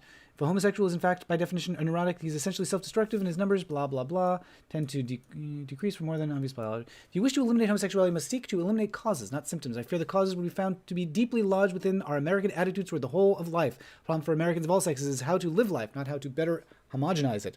And for that reason, I do not weep. I choose to live, says Joseph Fordson of New York. All right. Well, that's something. I'm sorry, and I just noticed this article, this letter. Why pants? Regarding Grace Gluck's article, now his is hers, women are wearing pants, gentlemen, because they have discovered, just as you did ages ago, that pants are comfortable, warm, and convenient. Women have not donned blue jeans in an organized attack on men's sexual superiority. We just like to be as warm and freezing weather as you are. We'd simply like to be able to relax and move and sit naturally as you do. We like to be free of the anxieties caused by short skirts. Stay as a lucky woman whose skirt reveals only her knees when she sits down in one of our modern woolen tutus.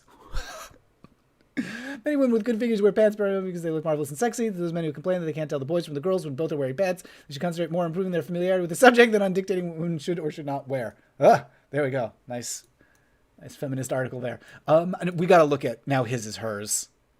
We got to look that one up. Okay. Times Machine. We're getting distracted again. Now his is hers, 1964. Now his, oops. I want archives. I want to search. Now his is hers. Let's check this out. Why pants? Finally someone asking the real question. Why pants indeed? Just go naked. Oh my god, this is great, this is great, this is great. Look at this image.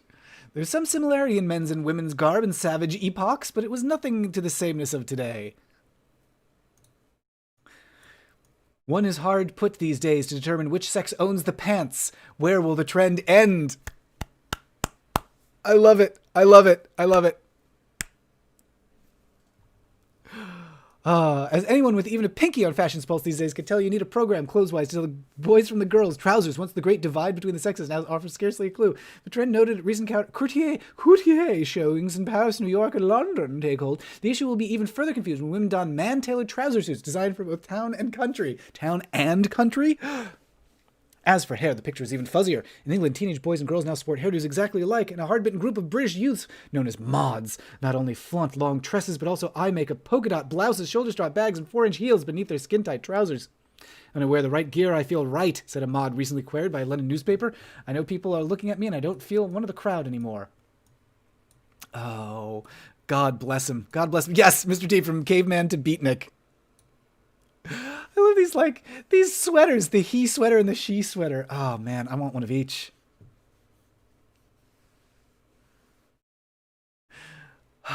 Wonderful. Where will the trend end? I love this despair. Mrs. T. Oh, Mrs. T. Is seconded by a man who's created clothes for both men and women. American Women, a complete town for women and men's clothes. Blah, blah, blah. Well, it's a lady customer in Dallas who swears by his tailored silk evening ensembles. Sometimes we go to parties 175 miles away. She says, and yours the only clothes I can wear to pilot my plane in comfort. Wait, what? Oh, I see. Okay, sure. She wears silk evening ensembles to fly a plane. Sure. Okay, why not? I'm just imagining that pilot. Fabric mills, blah, blah, blah, happening more. Page 47. Dottie designs a double treat that stays neat thanks to Vicron. Fisherman knit and credenza over there and acetate. Acetate! A Celanese contemporary fiber. Acetate clothing? A Celanese acetate. Perfect for buggy ride with your little baby tucked inside. Huh.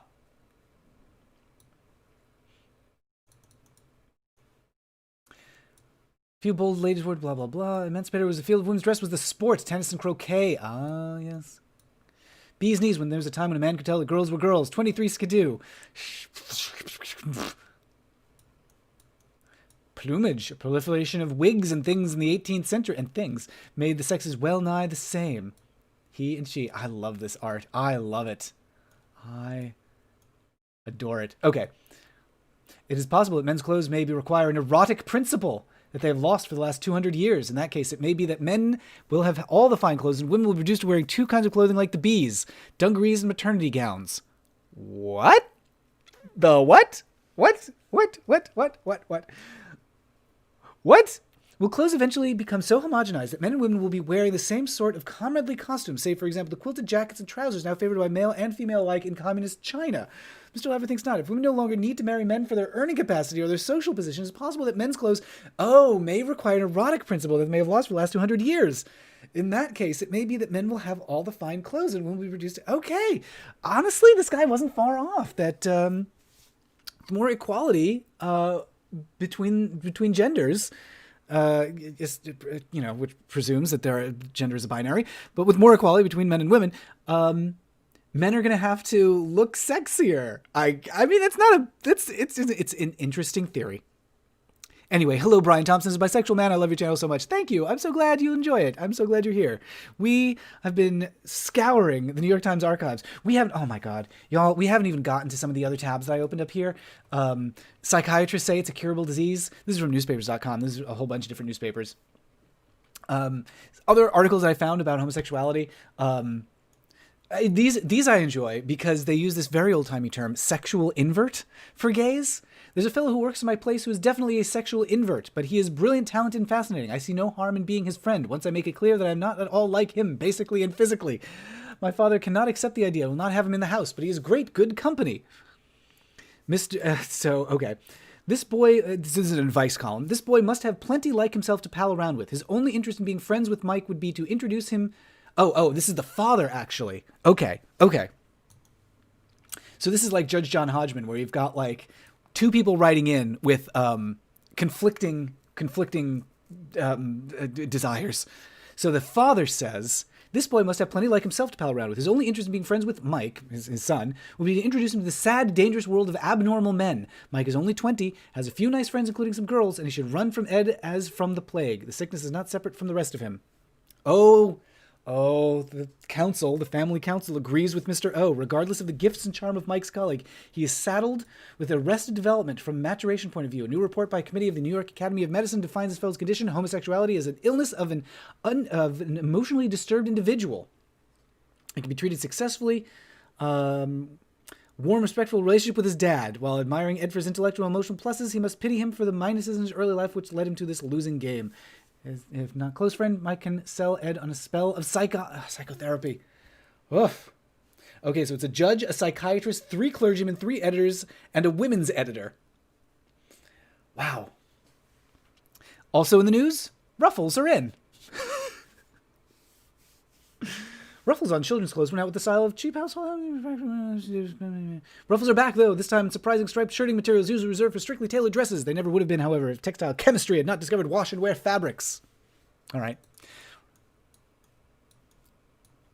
Yeah, so this is, well, I'm not sure, actually. I was thinking this might be like the women's page. It does kind of like women's shoes, bra ads over here, family stuff.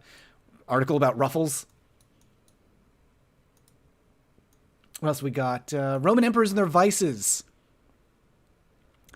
Sometimes he'll be quite blunt, as for example when he says that Galba was a homosexual invert, or remarks of Claudius. His feelings for women are extremely passionate, but boys and men left him cold. Just a random article about Julius Caesar. Sure, why not? This is from 1929, the Tabloid Review Department. What have we got here? The Well of Loneliness by Radcliffe Hall. More sinned against than sinning, we see the vast unrealized host of sexual inverts. These pitiful puppets of nature stand out in sharp relief against the staidly beautiful English countryside, the allure of Paris, the chaotic battlefield. And they do not repel but appeal, a problem superbly and sympathetically presented. Is this a book review? Oops. Tabloid Review. What are you reading, these Snowy? Yeah. There's books that can be very successful. Okay, so yes, it's a review of The Well of Loneliness. I see.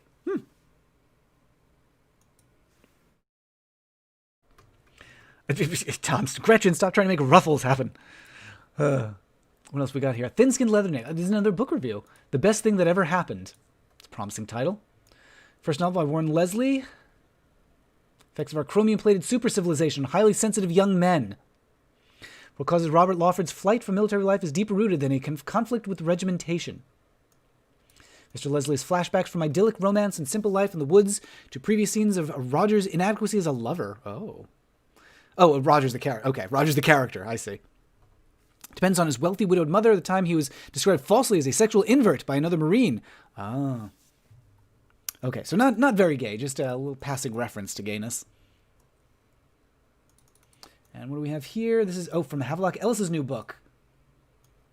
Strange that so many of these are book reviews. Let's see, what have we got here? Havelock Ellis, sex research, I believe. English physician, eugenicist, writer. Okay. Oh yes, okay. This is coming back to me. First medical textbook on English on homosexuality. Published works on a variety of sexual practice and inclination, including transgender psychology. Introducing the notion of narcissism and autoeroticism. Later adopted by psychoanalysis. So, history is weird. So this guy had there's some good things about this guy, and some very, very bad things. Anyway, let's see. General ignorance regarding the subject of sexual inversion is indicated by his remark. I know medical men of many years' general experience who have never, to their knowledge, come across a single case, and yet he says a list of sexual inverts would include the names of many men and women who at the present time are honorably known in church, state, blah, blah, blah. Renaissance, Michelangelo, one of the very chief artists of the period, to pronounce sexual inverts beyond doubt. Numerous instances of sexual inversion, men and women, an attempt is made to discover the cause of these aberrations. Decidedly valuable contribution to the literature of psychology, and particularly the important division of it, which may be called sexology. The volume which I've read is an autograph copy sent by the author to Lillian Harmon, who kindly loaned it to me for review. Isn't that nice? Oh my goodness. This, I didn't even notice this. So this newspaper that this is from, or newsletter, or whatever this is entitled Lucifer the Lightbringer, a Kansas, wow, this is amazing. So this is a Valley Falls, Kansas newspaper, I guess, from the 1800s? This is amazing. I'm gonna guess this is a, yeah. So this is a religious newsletter. Looks like the dates might actually be. No, the dates are correct. 1907.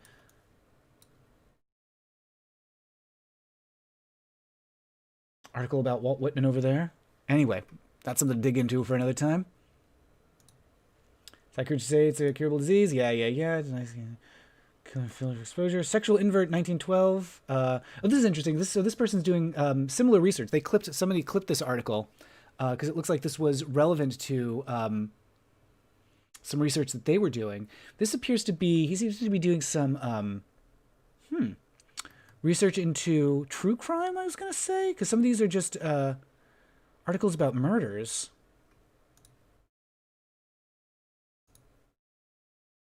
See, homosexual in the Los Angeles Times from 1912. Makes Little Boy Wonder, Candle in the Flame. This is the last book of poetry. I'm not sure I'm not seeing any references to anything particularly homosexual in this one. I'm just scanning it, but I don't really see anything.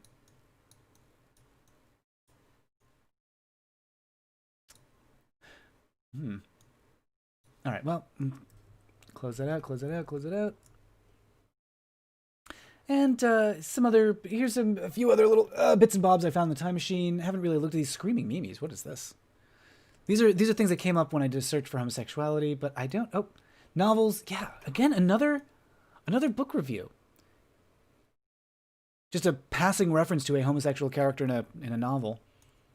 Another book review. Fascinating. I wonder why that is. Then we've got inquiry by Senate on perverts asked. So they want a Senate investigation of alleged homosexuals at the executive branch of government was recommended unanimously today by a Senate Appropriations Subcommittee of 10 members. Cool. His own judgment, there are 3,500 perverts employed in government agencies.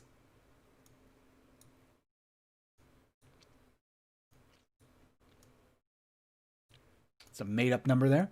12 awareness paragraph, blah, blah, blah. Finds deviates everywhere. Yeah, you need to expand to book critique from film and TV. Apparently, yeah. Yeah, that's so Derek. Imagine all this in your usual Sunday morning paper. Oh, The Well of Loneliness is the classic lesbian novel. Oh, that does sound familiar. I am not quite so knowledgeable about the lesbian stuff. All right, so that's those. By the way, if you've got any requests for stuff that you want me to look up, stuff that you'd like to see me research here, do let me know, because I just love machine. I just love searching this stuff. I love digging through the archives and finding weird little relics of things. What's something else that'd be fun to look up?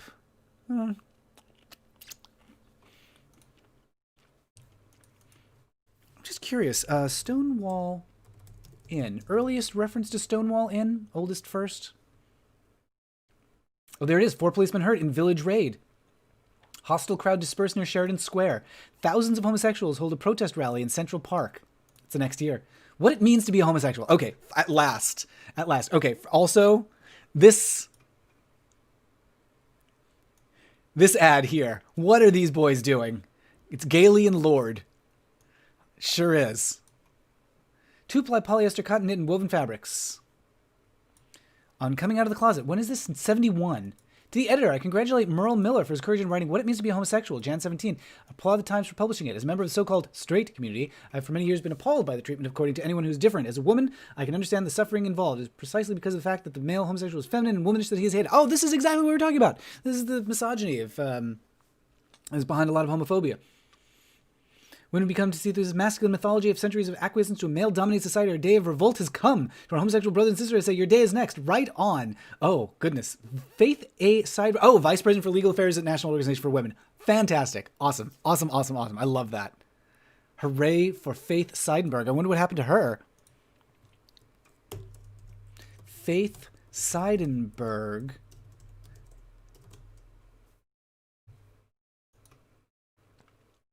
There she is. Oh, she'd passed away just a few years ago.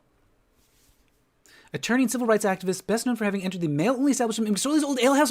Oh my goodness. I'm familiar with this. Yeah, so there were a lot of like gender-restricted, public accommodations that were, you couldn't go into because, oh no, women aren't allowed. Yeah. Oh my goodness. Public defender, civil rights, voter registration drive, defended a draft card burner, vice president of National Organization for Women, female ice hockey team, blah, blah, blah. Private life, husband Robert Seidenberg was a psychiatrist, served as president, died in 2010. 3 daughters, Laura, Dana, and Lisa. Wow. Oh my goodness. What a fascinating thing to find this. Like, she's a legal hero. So I'm sorry. I just realized that I was reading that in a window that was off to the side that you couldn't see because I only have this window active. Anyway. Oh, that's so exciting to find something from her. To the editor, when the history of human existence, so much for being normal. Development of increasingly candid discussion of the subject of homosexuality. No one bothers to question the place of heterosexuality has in the life of a person so inclined. When we see the day in which the same is said of homosexuality. Do not intend to walk about in the world bearing a sandwich board proclaiming, I'm gay. You know what? Go for it. It would be good to be able to give that portion of my being its proper place in my total life without having to play society's cutesy sexual games. Cutesy sexual games, I'm all for those. A number of times I've dated women simply because society told me in myriad subtle and not so subtle ways I had better do so or else. I don't play that way anymore, and articles like yours have helped me free up such worthless hang-ups. Last year's Gay-In saw me there as a semi-tourist, still not able to relax fully. This spring I'll be there as what I am, a human being who is also homosexual and no longer ashamed. Rob McKenzie of New York. Slim chance that Rob McKenzie has popped up in other contexts, but let's see. Rob McKenzie. It's also a very common name. Yep. There he is. Artist turned technologist turned artist who uses technology. Probably not the same guy. Okay, so there is a prominent... Honestly? There's a non-zero chance it's the same guy. He is of a certain age. New Victorian retrofuturist industrial ceramic art. About the artist.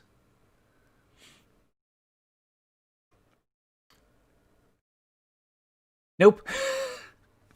I joined the military, got married, had children. My priorities became my family and job. Probably not the same guy. So let's see. If he is, let's just guess. This is 1970. If he is, let's say he's 30, just like randomly guessing. So if he's 30 in 1970, that would make him 60, you make him 80 today, I think, right? Am I doing that math right? If he's 30 in 1970, so 70 minus 30 is 40. So he was born in 1940. Yeah, so he'd be 80 today. Rob McKenzie. I mean, it's possible this is the same guy. Is that him with James Bond? Anyway, I don't know. I don't know if this guy looks exactly like he's 80 years old. I guess he could be. Rob McKenzie.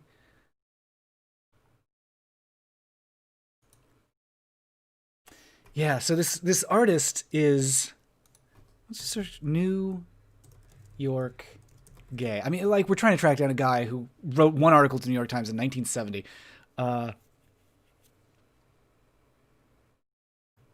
Is this the same article? This might be the same article. Yeah.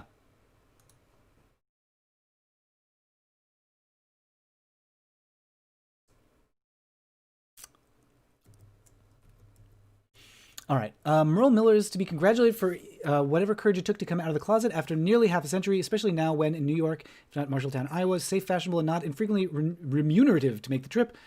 The worthlessness of his confession is underscored by its rehashing of every cliche about the development of the stereotype, including the put the bomb on mom routine. What about the countless homosexuals whose mamas did want boys, who could and did not play basketball, weren't sensitive, lonely, misunderstood, and afraid? Although he would perpetuate the myth the sissies fought back, the essence of a sissy is not his swish or his sexuality, but his cowardice. Sissies do not fight back in public or in private. Not sure what this person's point is exactly. Body jewelry by Swank. You want some Swank body jewelry?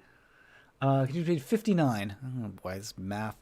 So let's see. Thinks page 386 is page 14. Page 14 is 386. So, I want to go to, what's 59 minus 14 is... You know, sometimes the search does the math for me. 59 minus 14. Sometimes it doesn't. 59 minus 14 is 45. So we want to add 45 to 386. 386 plus 45 is 431. Okay. Oh, wait. Can I just click on this? No. 431. And dumb like a fox. Oh, I don't remember what page we were trying to go to. It was 40. Was it 40 something? Or is it... Shoot. What page were we looking for? Now I can't remember.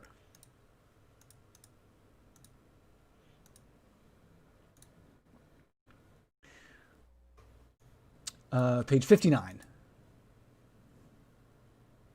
Oh, right here.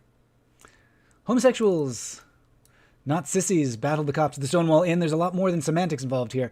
Mr. Miller missed his boat the day the Army asked him about girls. Here again, the buck is passed before we really had the chance. Okay, this person's letter is difficult to follow. Said, we'll look at Fire Island. Oh my God. Isn't it great to know Fire Islander? I'm actually having trouble reading this. Knit fun clothes are where dated? Or where dated? Where? Isn't it great to know knit fun clothes are Fire Islander where dated? I cannot read what this is trying to say at all. Yeah, Oprazine, it's astonishing how quickly attitudes change from before to after Stonewall. These letters are like 20 months after Stonewall. Not so much that the letters were written, but that the Times published them. Yeah. Isn't that wild? Like, you look back just a few years. I think we were looking at 64 earlier, and it's all like, well, the sick homosexual needs to be put out of his misery. It's just like the meanest stuff. And now here it is like, well, now we're just going to live our lives and we're going to have a good time and it's going to be fulfilling. Like, it's just the transformation. And at the Times, it's like, okay, well, sure, I guess we'll print that. Let's try to widen this out a little bit so you can see it a little better. Let's see. Portraits in oil. There they are. Look at these beautiful oily children. Jesus. Every painting a masterpiece.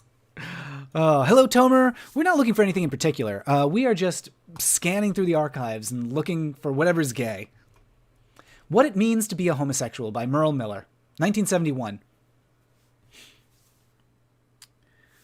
Well, what does it mean? Give me some answers here. Gay is good. Gay, oh my God, look at this. Gay is good. Gay is proud. Well, yes, I suppose. If I had been given a choice, but who is? I would prefer to have been straight. It took me almost 50 years to come out of the closet to stop pretending to be something I was not.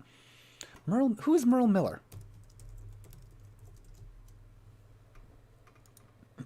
Oh, wow. Best-selling biography of Harry S. Truman, pioneer of the gay rights movement. Came out of the closet an article entitled What It Means to Be Homosexual, responsive to 2,000 letters, more than ever received by that newspaper, led to a book publication later that year. Reprinted with a new foreword by Dan Savage. What? That's amazing. Also, Dan Savage, past Sewers of Paris guest. You can go to sewersofparis.com, check out episode, I think it's episode 100 actually, for that. It's also a neighbor. He lives just up the street from me. Merle Miller here in Seattle. Merle Miller was born in Iowa, blah, blah, blah. Discharged from the Army, editor of Harper and Time magazine. Wrote numerous novels. That Winter, Island 49, Sure Thing. Well, they can't all be hits. We dropped the A-bomb. Wrote in collaboration with Aid Spitzer. Radio Man was a bomber and the great artiste. Wow. What a life. Reigns of... Oh, author of the screenplay The Reigns of Ranchifer? Richard Burton, Lana Turner. Kings Go Forth, Frank Sinatra, Natalie Wood. Not familiar with those. Post-war career as television scriptwriter and novelist was interrupted by the advent of McCarthy Miller's inclusion on the blacklist. Oh, wow. Died in 86. Oral history, I wrote a history of Truman. That's certainly not something we are interested in. All right, well, there he is. But anyway, to this article. What do we got here?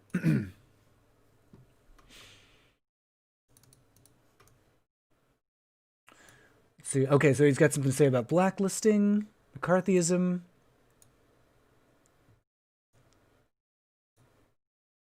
As a homosexual friend of mine said, straights don't want to know for sure, and you can never forgive, and they can never forgive you for telling them. They prefer to think it doesn't exist, but if it does, at least keep quiet about it.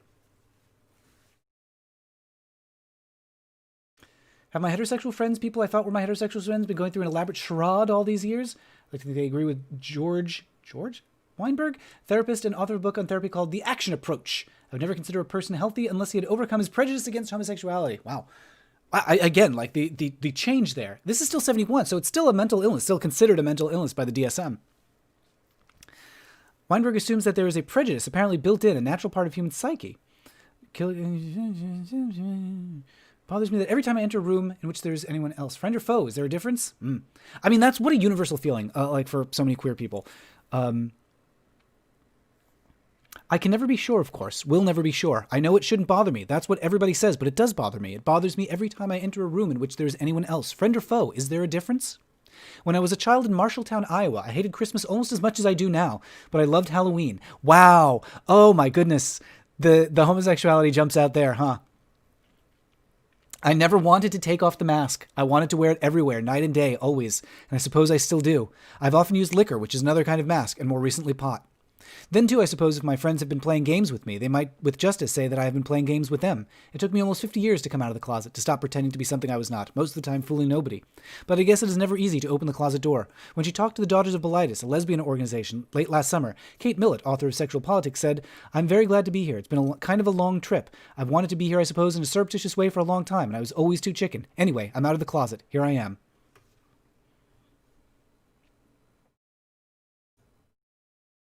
All right, moving on. Wait, where does this continue? We don't give a damn whether. Page 9. Oh no, there's a missing page!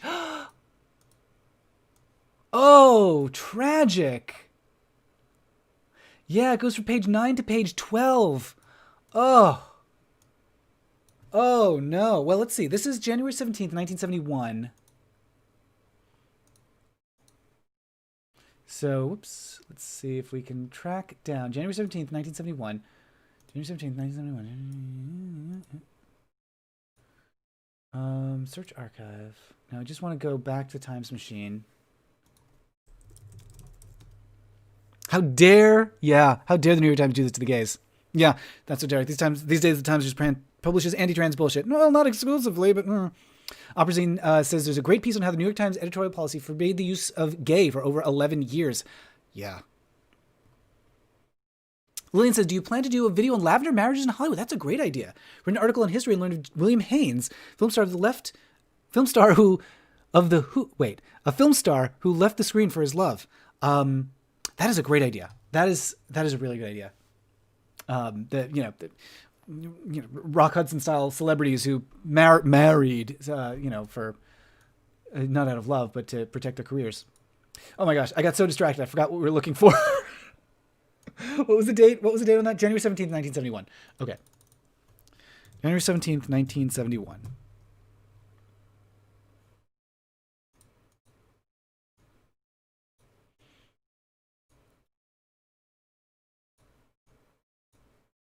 So there's a slim, very slim chance that the article might appear if we just scroll through it in this style. But unfortunately, I don't know which So what we're going to do, we're going to try to open that in a new window and go back. What section was that in? It's page 273. Okay, cool. Who killed the cash register? Oh, no. Sorry. I know I keep getting distracted by this. First of all, But, a division of Jonathan Logan. I love it. It's just a fashion line called But. A weekend wardrobe in 3 easy pieces. Check. Jesus, it's hideous. It's so ugly. Check textured pants plus skirt plus a mock pullover rib sweater with blouse effect. 100% Dacron polyester knit. Of course it is. At Lord & Taylor's, of course. But. I can't stop thinking about but. Salco says that was a gut punch about Halloween. Isn't that amazing? The publisher's, the New York Times publisher's mother was shocked by a 1975 article about a gay ocean cruise. The New York Times banned the word gay until the late 80s. Jesus. So many famous movie lesbians are married for convenience? That's a good question. That's so Derek. Oh, yes. Also, inside you there are 10 beautiful nails. Oh, God. Oh, God. Bad nails don't start out to be bad nails. Something messes up along the way. Instead of growing the good nails, you could... This is so hard to read, too. It's made from the same natural proteins and keratin your nails need. With the old mistake, simply brush it on every night. Soon you'll find your nails are truly better. And they're better because you grew them that way. You always knew you had it in you, didn't you? Inside you, there are 10 beautiful nails. Jesus. Okay, this is the New York Times Magazine. Gene Sutherland and Marilyn Horne. Oh, my God. Joan Sutherland. Sorry, Gene Sutherland. Who's Gene Sutherland? Is it pronounced Butte? Maybe. But I'm going to say but. William Haynes was a super close friend of Joan Crawford's. He designed all our houses and apartments. Really? Huh. Well, you know what I say to that? But. I'm never going to stop thinking about this. But. Anyway, good Lord. This is childish. Okay, so we're looking for New York Times Magazine. I have a feeling we're not going to find it there. It's, what was it, 381, I think, around thereabouts. No, it was not. Wait, what was the... Okay, hold on. I want to open... Oh, of course I can't reopen a closed tab because I'm in incognito.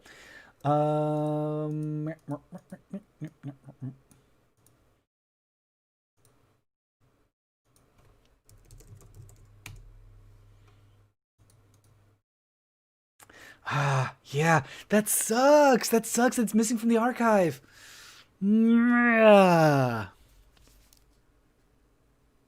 What a shame. What it means to be homosexual by Merle Miller. Well, let's see.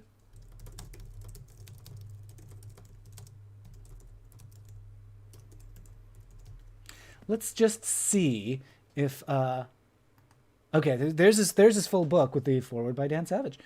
Oh my gosh, there's an article about it in the New Yorker. Launched 1,000 It Gets Better videos.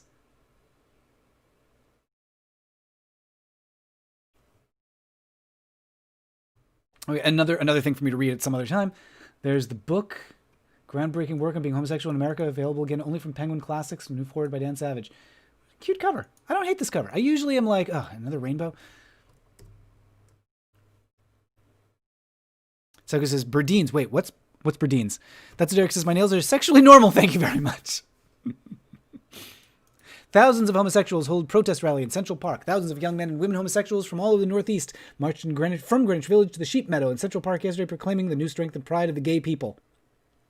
From Washington, this is when the idea pride was very new. So the pride was coined for, I want to say, Chaka, you might know better than me, but I want to say pride was like specifically coined for the 1-year anniversary of Stonewall. For this march that we're reading about right here, that it would previously been, the slogan was much more about gay power. And so they created gay pride. They phrased it as gay pride for this march to emphasize that it's not just something that it's something that we like about ourselves rather than something that needs to be fixed. Again, like a huge difference from that article, what we're looking at just a few years earlier from 1964. Gathered in Sheridan Square, a gay inn in the Sheep Meadow. New militancy was developing among homosexuals, probably the most harassed, persecuted minority group in history. We'll never have the freedom, civil rights we deserve as human beings unless we stop hiding in closets in the shelter of anonymity, said 29-year-old Michael Brown, founder of the Gay Liberation Front. There they are. There they are. Gosh, what a day that must have been. We have to come out into the open and stop being ashamed, or else people will go on treating us as freaks. I mean, you know, you can also be freaky if you want. Say it loud, gay is proud. Yeah, wow, this is amazing. Say it loud, gay is proud. Marches held bright red, green, and purple and yellow silk banners. This is pre-rainbow flag. The rainbow flag wasn't developed for another 10 years or so. Gay Activists Alliance, followed by people representing the Mattachine Society. This is it. This is from the very beginning. We had our floats. Those interminable parades with every organization. Gotta have a contingent from the very first one. Oh my God, how much longer how many organizations are going to march in this fucking parade? Yep, it's always a thing. Always a thing. Over 1,000. Organizers said 3,000, 5,000, even 20,000. Oh, Brian Jeffrey BB, good to see you. Thank you so much for the tip. I really appreciate that. There are instructions we have to follow to be homosexual. Unfortunately, yes. There's a manual. It starts with you gotta make yourself look like this lady. There she is. What is happening to her arm, by the way? Okay, no, she's going like this, right? Is she going like? What is she doing?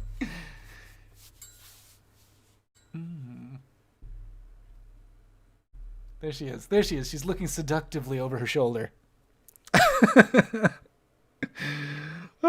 Anyway, the Merle Miller piece was eventually published as a book. Oh, the copyright is with the publisher, not New York Times. Of course, that's it. Astrocryptid. Inside you there are 10 beautiful nails. It's like inside you there are 2 wolves. Oh, get him out of there. It serves notice on every politician, the state and nation, that homosexuals are not going to hide anymore. We're becoming militant, and we won't be harassed and degraded anymore. So Mr. Robinson, how old was he? I think he was the one who said like 27 or 29. Gosh, what a hero.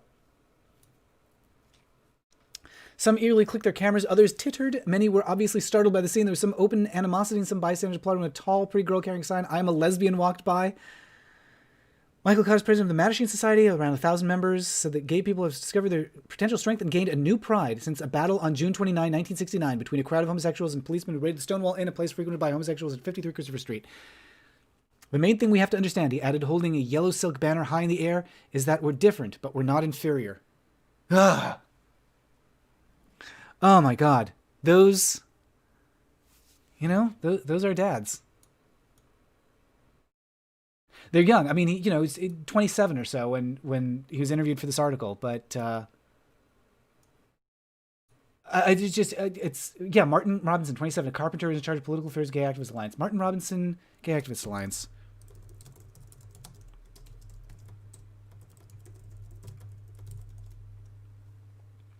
There he is, Marty Robinson. Died in 92. Founder of Lavender Hill Mob. A hippie, dropped out of Brooklyn College, worked in construction late June 69, participant in the Stonewall riots. Led the first Christopher Street Liberation March, Mattachine Action Committee, Gay Liberation Front, Gay Activist Alliance, ACT UP, National Gay Task Force, and GLAAD. Partner Tom Dorr and 3 others. Arrested GA sit-in, Republican State Committee, known as the Rockefeller Five. 86, he left GLAAD, founded Lavender Hill Mob. The existing pressure groups were not sufficiently radical. Credited with developing political zaps, chaotic and theatrical interventions. Died of AIDS, March 92. Archive of his papers, New York City GLBT Center. Oh, man. Just literally gave his entire life to the fight so that we could live. It's incredible. Geckles, hello, Geckles, good to see you. I don't like the word homosexual much as a word. I mean, it's a little clinical. Honestly, I think homosexual is kind of a funny word to be like, because it is so like old-timey, feels so old-fashioned. The banner was silk. Get it, girl, says James Sledge. Yeah, I know. That's a nice touch. Silk, yellow silk banner. At a time when there's so many synthetic fabrics. James says, being called a homosexual is not dissimilar from being called a bipedal mammal. Very off-putting. I don't know if it's like off-putting exactly. I just find it, I don't know. I kind of like the reclaiming of it. It's such a weird word to use to describe yourself. I actually do describe myself as a small mammal. Rabbit in particular, BT dubs. You may have heard me talk about this at the beginning of the stream, but speaking of my life as a rabbit, I'm going to be streaming over on Twitch this coming week, starting Monday, and I'm going to be doing every Monday, Wednesday, and Friday. I'll be streaming over on Twitch every week. Next week, I'm doing a special Thanksgiving stream on Thursday, so come join me for Thanksgiving for that. And this is rabbit related because I'll be streaming more as a rabbit over there than as a human being. So that's the plan. So yes, go over to twitch.tv. There's a link in the description, twitch.tv/Matt Baume. I'm going to be streaming over there every Monday, Wednesday, Friday, 2 p.m. Pacific. Abrazine, that is a great kicker for the article. I mean, it is, what a quote. What a goddamn quote.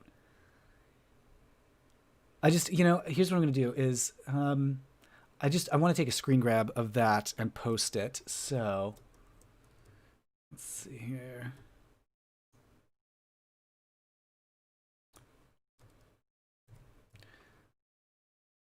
Oops, clip that. Thousands of homosexuals. They're everywhere.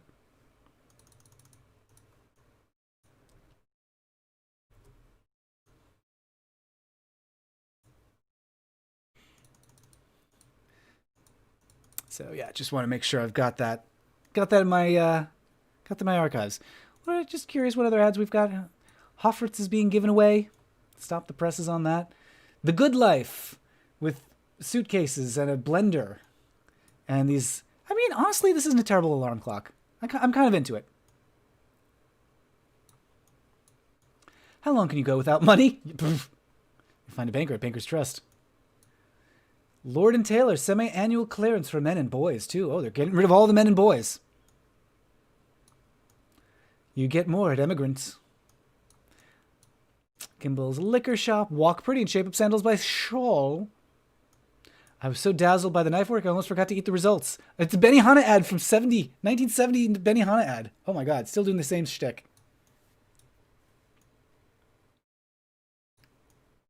Webcore has music for your ears. A 4-speed walnut stereo under $60. Gosh, that's pretty... It's very of its time, isn't it? This looks like something you'd see on the Mary Tyler Moore show. Oops. Oh, take one along. I'm not sure what this is supposed to signify. Take one of our exciting vacation gifts. Oh, I see. This font. This white woman. All right. Well, these ads are not quite so exciting or funny as some of the others we're finding. This low comedy ads, this issue of the Times.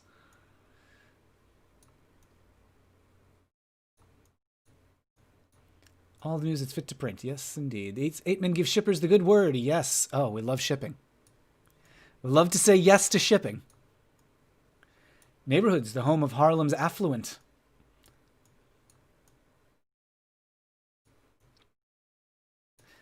That'll do. Yeah, I'm not saying anything too exciting or funny in the rest of this. The Virgin and the Gypsy. D.H. Lawrence is The Virgin and the Gypsy.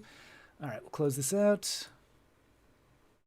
Oh, and here's that Stonewall article. Hostile crowd dispersed near Sheridan Square. 4 persons were arrested and charged with harassment last night. The crowd dispersed a hostile crowd. Police dispersed a hostile crowd. Police raid last week in a local bar. Chanting crowd of about 500 persons scattered by members of the Tactical Patrol Force.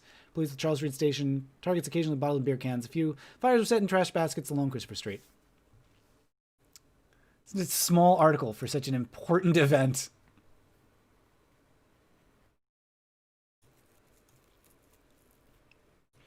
Looking to see Whores, Wars, and Tin Pan Alley. That sounds like a fun show. Krakatoa, east of Java. The movie for everybody. The movie for everybody. Sorry. Here we go. This is the kind of commercial I'm looking for. Tonight at 8:30. Tasteful nudity. Entertainment Weekly? Or Ed Wood? Like, who is this? Ed Wood production of Che. What is this? Oh my god, it's an ad for the boys in the band. Look at that. And whatever this is, Man Better Man. Dames at Sea, You're a Good Man, Charlie Brown, To Be Young, Gifted, and Black, The Fantastics. Again, like, what a lot of options to go check out. Jules Pfeiffer's Little Murderers, directed by Alan Arkin. How do you like that? Che, featuring tasteful nudity. I love, love, love that is the top headline. Okay, Che, what the fuck was this? Che, Ed? Looks like Ed Woad was the name? Okay, found guilty of obscenity. So this was February 26, 1970. And this is 1969. Okay. Oh my God, this is amazing. Oh yeah, Fidel Castro and Che. Is this an erotic Fidel Castro? Che? Like, are they in love? Is this a play about Fidel and Che Guevara in love? Opera says Che was an avant-garde play. All 5 members of the original cast of the play Che, as well as the producer, playwright, and Lightman, were convicted of obscenity, presented with a 3-judge panel called a nadir of smut on the stage. Guilty of a number of counts of public lewdness. Defendants had committed the additional crime of consensual sodomy. Oh my God, Opera Scene. Pearl Bailey and Hello Dolly? Really? Did I miss that? Oh my God. Also, O Calcutta. There's an ad for O Calcutta for mature audiences only. This page is a fucking gold mine. The Gate, West, Jethro Tull. Where's Hello Dolly? I'm not seeing Hello Dolly. These pages are just such a mess. Oh, there it is. Pearl Bailey featuring Cab Calloway. Oh my God. And Julie Harris at 40 Carats. Promises. Nobody famous in that one, apparently. Woody Allen played against Sam. Wow. Desaad Illustrated. Erotica Unlimited, a must for psychiatrists. New York sex spoof hit. Some real good stuff in here. Okay, so Che, actually, lewdness, 5-week trial. Defendants committed the official. Oh. For their convictions were based on 4 separate performances. Company members received varied sentences, unconditional discharges, 3 producer, playwright, and the ponytailed young man given in the title role 60 days in jail or paying fines from $500 to $1,000. No redeeming social value in the varied sex acts performed on stage. The dissent insisted just as strongly that there was value in the play's theme, that it was thus met the Supreme Court standards for acceptability. More than a few observers remarked yesterday that it may be time for the High Court to reconsider the issue of obscenity. It does both heterosexual and homosexual. Drags in the bathroom. Actors simulated intercourse, masturbation, defecation. Yikes. Gross. New obscenity. Says civil libertarians Dr. Spock began to criticize. Blah, blah, blah. Characters entitled Che and the president, later clad in an Uncle Sam hat, had a political theme. Elusiveness of the political content, if any. Stage directions permitted actual sex on stage. No comparable testimony is to any stage direction that was political. It does sound like it was just a sex show from the way that it's being presented here. But who knows? Maybe there is more to it than that. That's so Derek. There are 10 beautiful nails inside Che. Final Dreams. I know. The Light Man. The Light Man. Gecko says, Matt recognizes so many names, it's wild. Oh, I should talk about who they are. Let's see. Let's go back to that page. Okay. So where do we start? Where do we start? Okay, so Pearl Bailey, phenomenal actress. Like, just incredible. And, obviously, like, underappreciated because she was black. And, not appreciated, because racism, what this country is. Let's see. What would we know her best for? What are some of her best roles? Fox and the Hound. I can't believe Fox and the Hound is the first thing that came up. But yeah, she's the owl in the Fox and the Hound. Porgy and Bess, Variety Girl, The Landlord. I don't know. Watch The Landlord get his. This is quite a poster.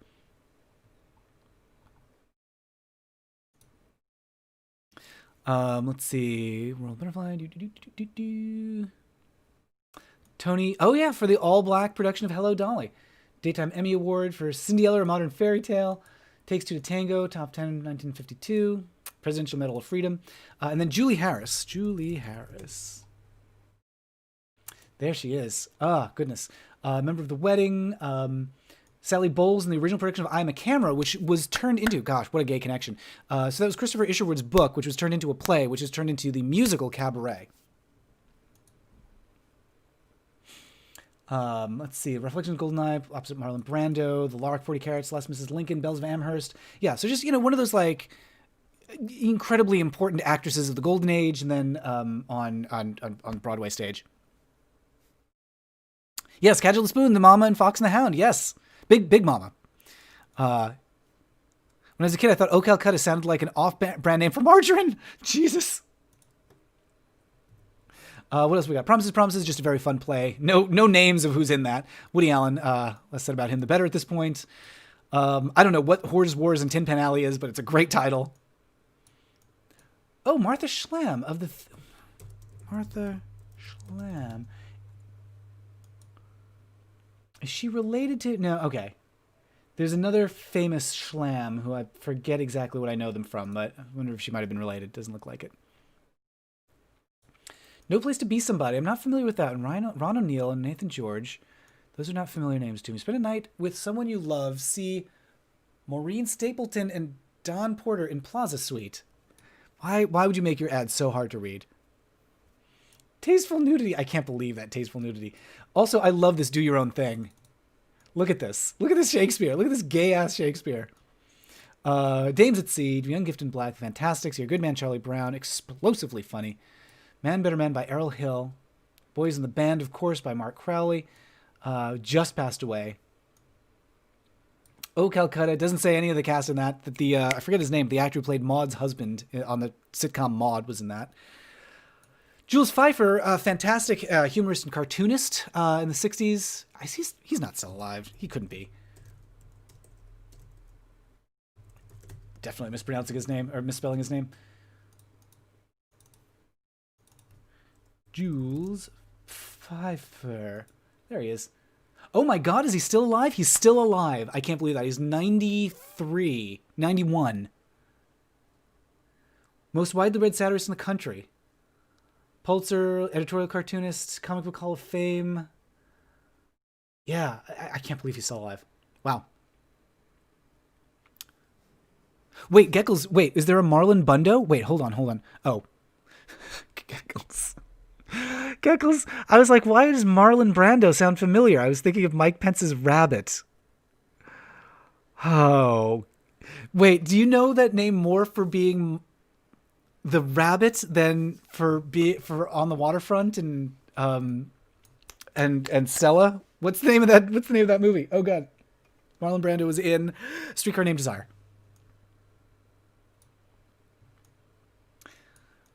What else have we got here? Anything else good going on? What is there to see? Second smash year of Curly Mr. Dimple. No idea what that is. Curly Mr. Dimple. There's The Wild Bunch, of course, classic film.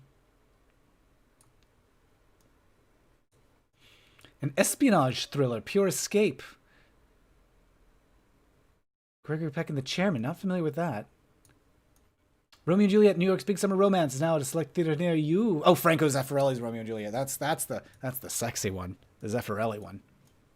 It's very good. But it's the one that like would often it's a really good production of Romeo and Juliet, and schools would often show it. But sometimes like it would be the unexpurgated version, and so like the teacher, like the English teacher, would have to like stand up in front of the TV and block the nudity from time to time. 250,000 New Yorkers have seen I Am Curious Yellow. How about you? Nope. Dr. Zhivago, important film, of course. Midnight Cowboy. Okay, well, Midnight... Again, like, what a year for culture. Jesus. Midnight Cowboy, very important 70s film. That I don't care for, frankly. John Voight in that one. Our old friend John Voight, whose politics sure are shitty. And Dustin Hoffman, who's a little bit better.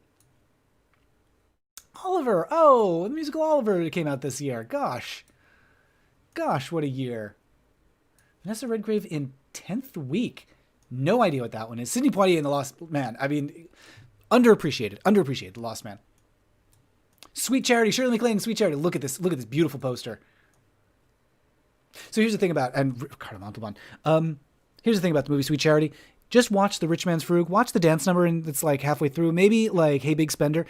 It's not a great film, unfortunately. She's great fun, but I just don't love. As a musical, it drags. This is me just giving you movie reviews from 1969. But oh my God, can you imagine? Like this, you go to the Stonewall riots, and then you're like, hey, let's take in a movie. We just completely changed world history forever. Let's go see Sweet Charity, Ben-Hur, Oliver, and 10th Week. Maybe not that one. But Jesus, to be at this time in this place in New York, can't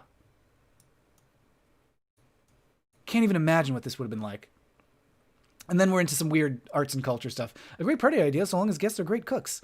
Is this potluck? Are they just like reporting on the invention of the potluck? They are. Holy shit. Amagansett, Long Island. What, someone asked, would happen if everyone came and brought potato salad, or nothing but hors d'oeuvre, or nothing but desserts? That, a cream puff buff replied, would be fun. Discussing was covered dish supper, an idea that may very well date to Plymouth Rock and the early settlers. The idea was that anyone who was invited to supper would bring a bottle and dish, soft drinks come in bottles too, and so does wine. If they wished a guest or two, no one would be assigned a specific category of food, and there would be 4 dishes would be a surprise. I can't believe this. This is an entire article about potlucks.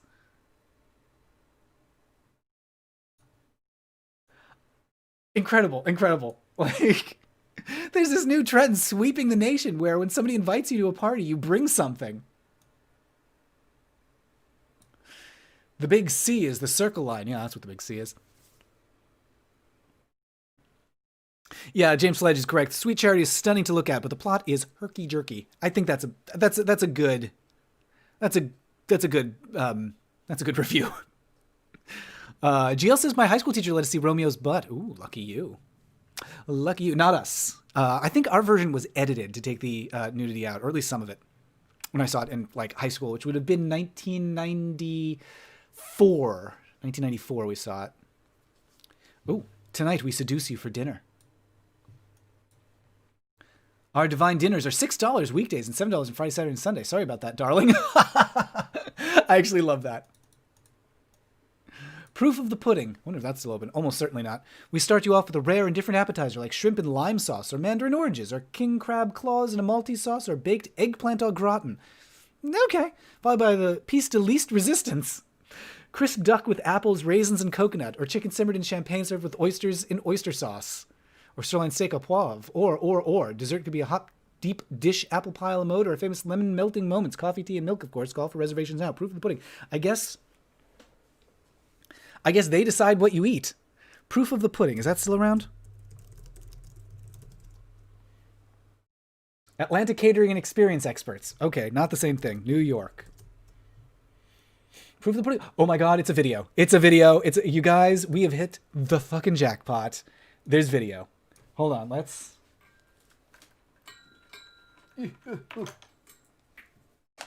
Let's give it a listen. Yeah. What do we got here? What do we got? Oh, it's incredibly quiet. Hold on, let me see if I can boost this up a little.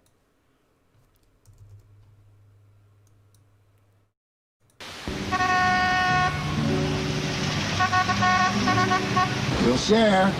Where to, folks? We're looking for a really unusual restaurant. Ah, do I have a restaurant for you?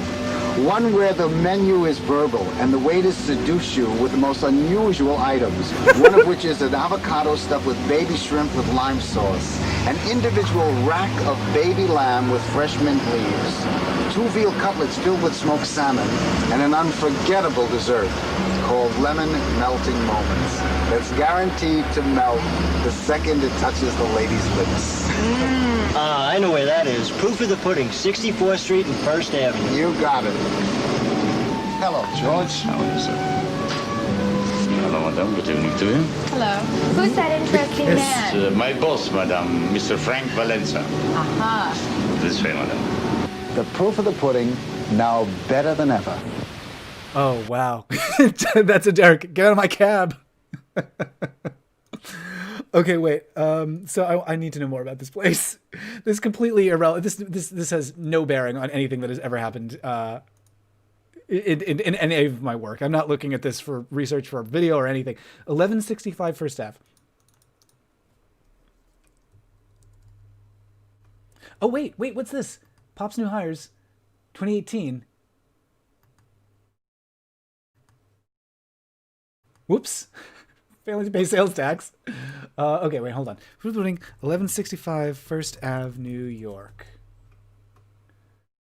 CIA Digital Collections. Oh, Culinary Institute of America. Well, let's just see what's there now.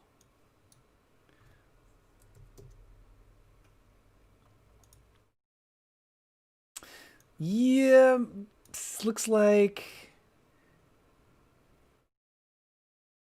it's just some like quick, like a convenience store or something. I think that's it, right? 1165. Oh wait, what are the addresses here? Yeah, yeah. So, here's the neighborhood. 1160. It looks like it's the 16 Handles place now.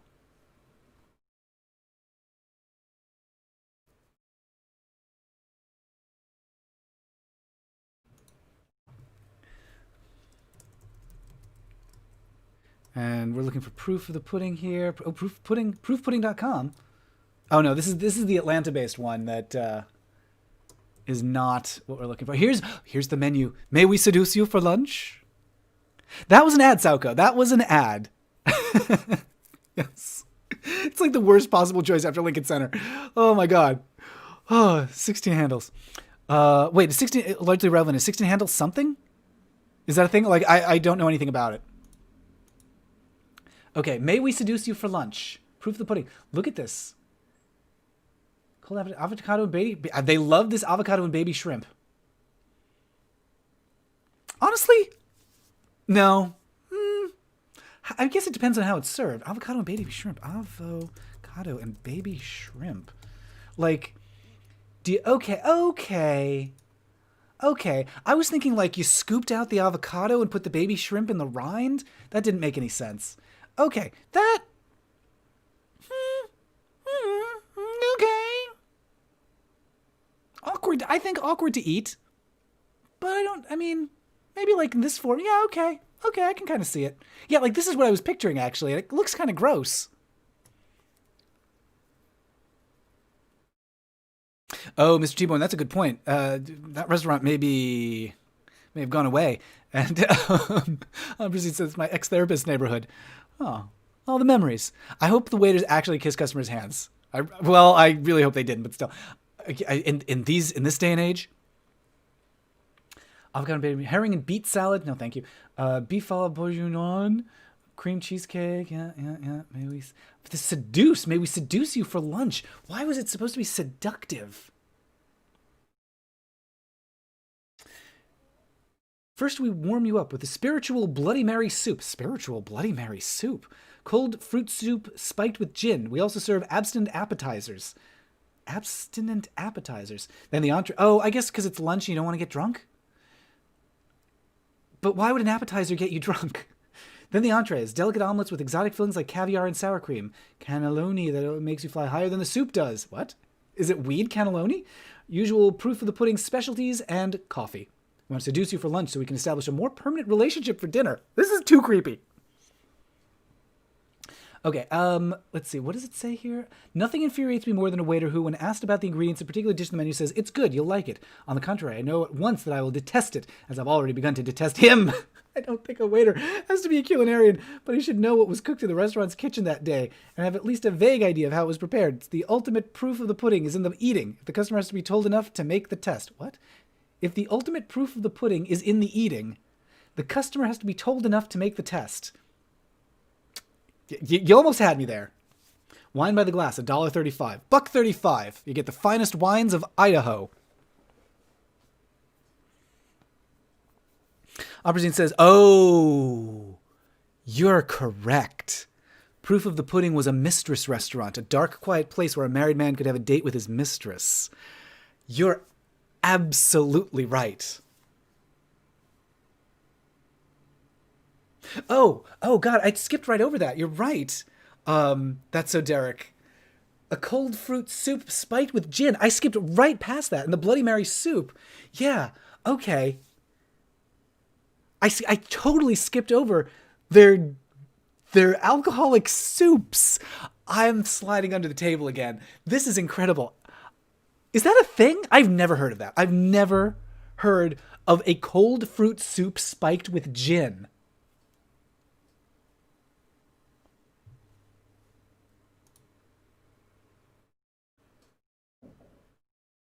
I mean, yeah, you're right. It's not even $2 chuck. So there are notes on here. I don't know what the notes are from. Now we have no more funny desserts. We have serious ones, such as captains are members of Mr. Valencia Capture Repertory Theater. I wonder what these notes refer to. Deep dish apple pie. Apples packed and peeled by boss's mother who works in the basement to support her son. Key lime. Limes packed by left-handed Seminole virgins tarts and squeezed? Who are the Seminole virgins? Where did they find all those Seminole virgins by those left-handed Seminole virgins? What the fuck is that? Okay, this is a delight. I love this. Mr. T-Bone, isn't that just a smoothie? Cold fruit soup, so punch, says Alex DeVos. 2 Buck Chuck is damn good. Says, it's true. 2 Buck Chuck is a great deal, especially if you're using it for cooking. James Sledge says, we make all our soups in 20s era bathtubs. Oh my God, I'm crying. I'm crying. This is so funny. This restaurant, this menu. Oh my God. Oh my God. Oh my God. Booze. Oh, wait, it won't stop zooming in. Why is this scanned in such high resolution? Alcoholic soup, vichyssoise. Oh my God. And there's so many notes on the food here. I actually do want to look at it. Creme de menthe, yeah, okay. Salad dressing too strong. Oh, quite a critique here. Dressing too strong. What are these numbers for? I wonder what this hot ratatouille, not there. Craft industrial, gritty and nondescript. Gritty, right? Nondescript, left, canned, no variety. Cheese rubbery. Was this? Oh, this is somebody. October 22, 1975. Ray and Lucille. Manager Peter Machi. Seating approximately 204 rooms. Captain Neil. This, I wonder if this was a restaurant critic making notes on their experience. Mediocre slight horseradish swamped by radish. Yeah, I think.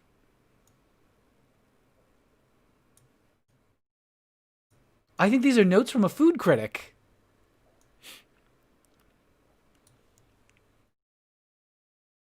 This is great. I love this. Proof the pudding dinner menu. I wish. Oh, here we go. Dinner menu for proof the pudding. Pen notations on menu. It doesn't say anything about who the people were who were writing on it, but it does say like it's got their names. Ray and Lucille. Ray and Lucille. Food critics, New York.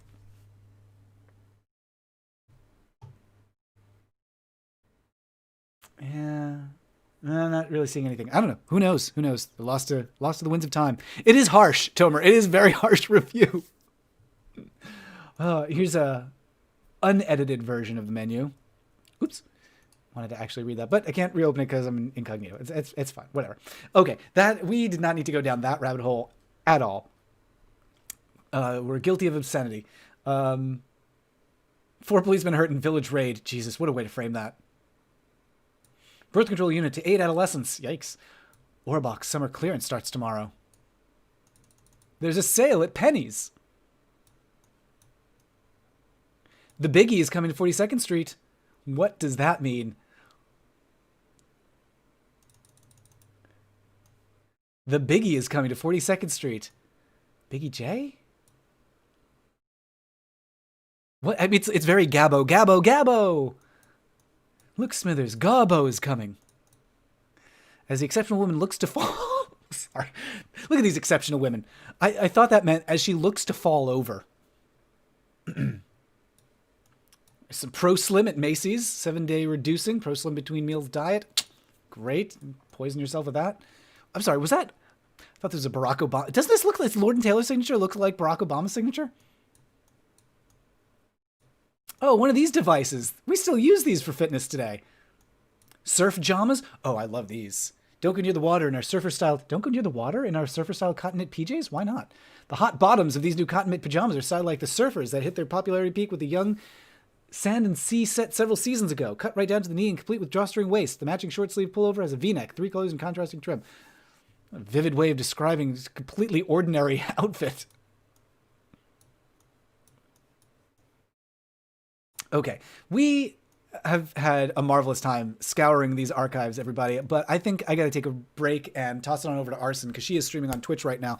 So let's do that. But I'm going to be streaming on Twitch as well this coming week. If you haven't heard already, go over to twitch.tv/MattBaum. There's a link in the description. I'm going to be streaming video games every Monday, Wednesday, Friday from 2 to 6 p.m. Pacific. So join me in the afternoons for some fun. For some fun, as I say this as like 8 murder victims buried in New Jersey is like right up there on the screen. screen.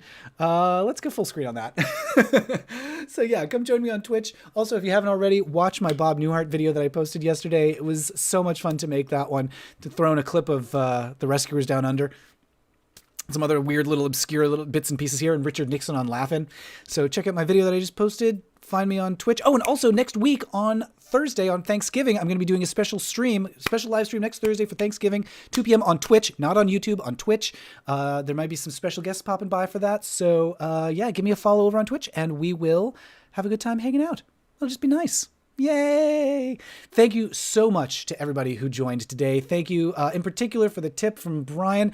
Thank you to Casual the Spoon for the tip. Very generous. I really appreciate your being here. I really appreciate you having a good time scouring these archives with us, because this was amazing. And we're going to go check out Arson. I'm posting a link in the chat right now. Twitch.tv/Arson. Nikki. There she is. I'll be hanging out in the chat there for a little while so we can continue chatting over there. And I'll see you again for some streams very soon. Don't forget to give me that Twitch follow. Don't forget to check out my Bob Newhart video. And I think that'll just about do it for now. All right, everybody. Good night and good day to you. All right. How do we end this thing? Goodbye.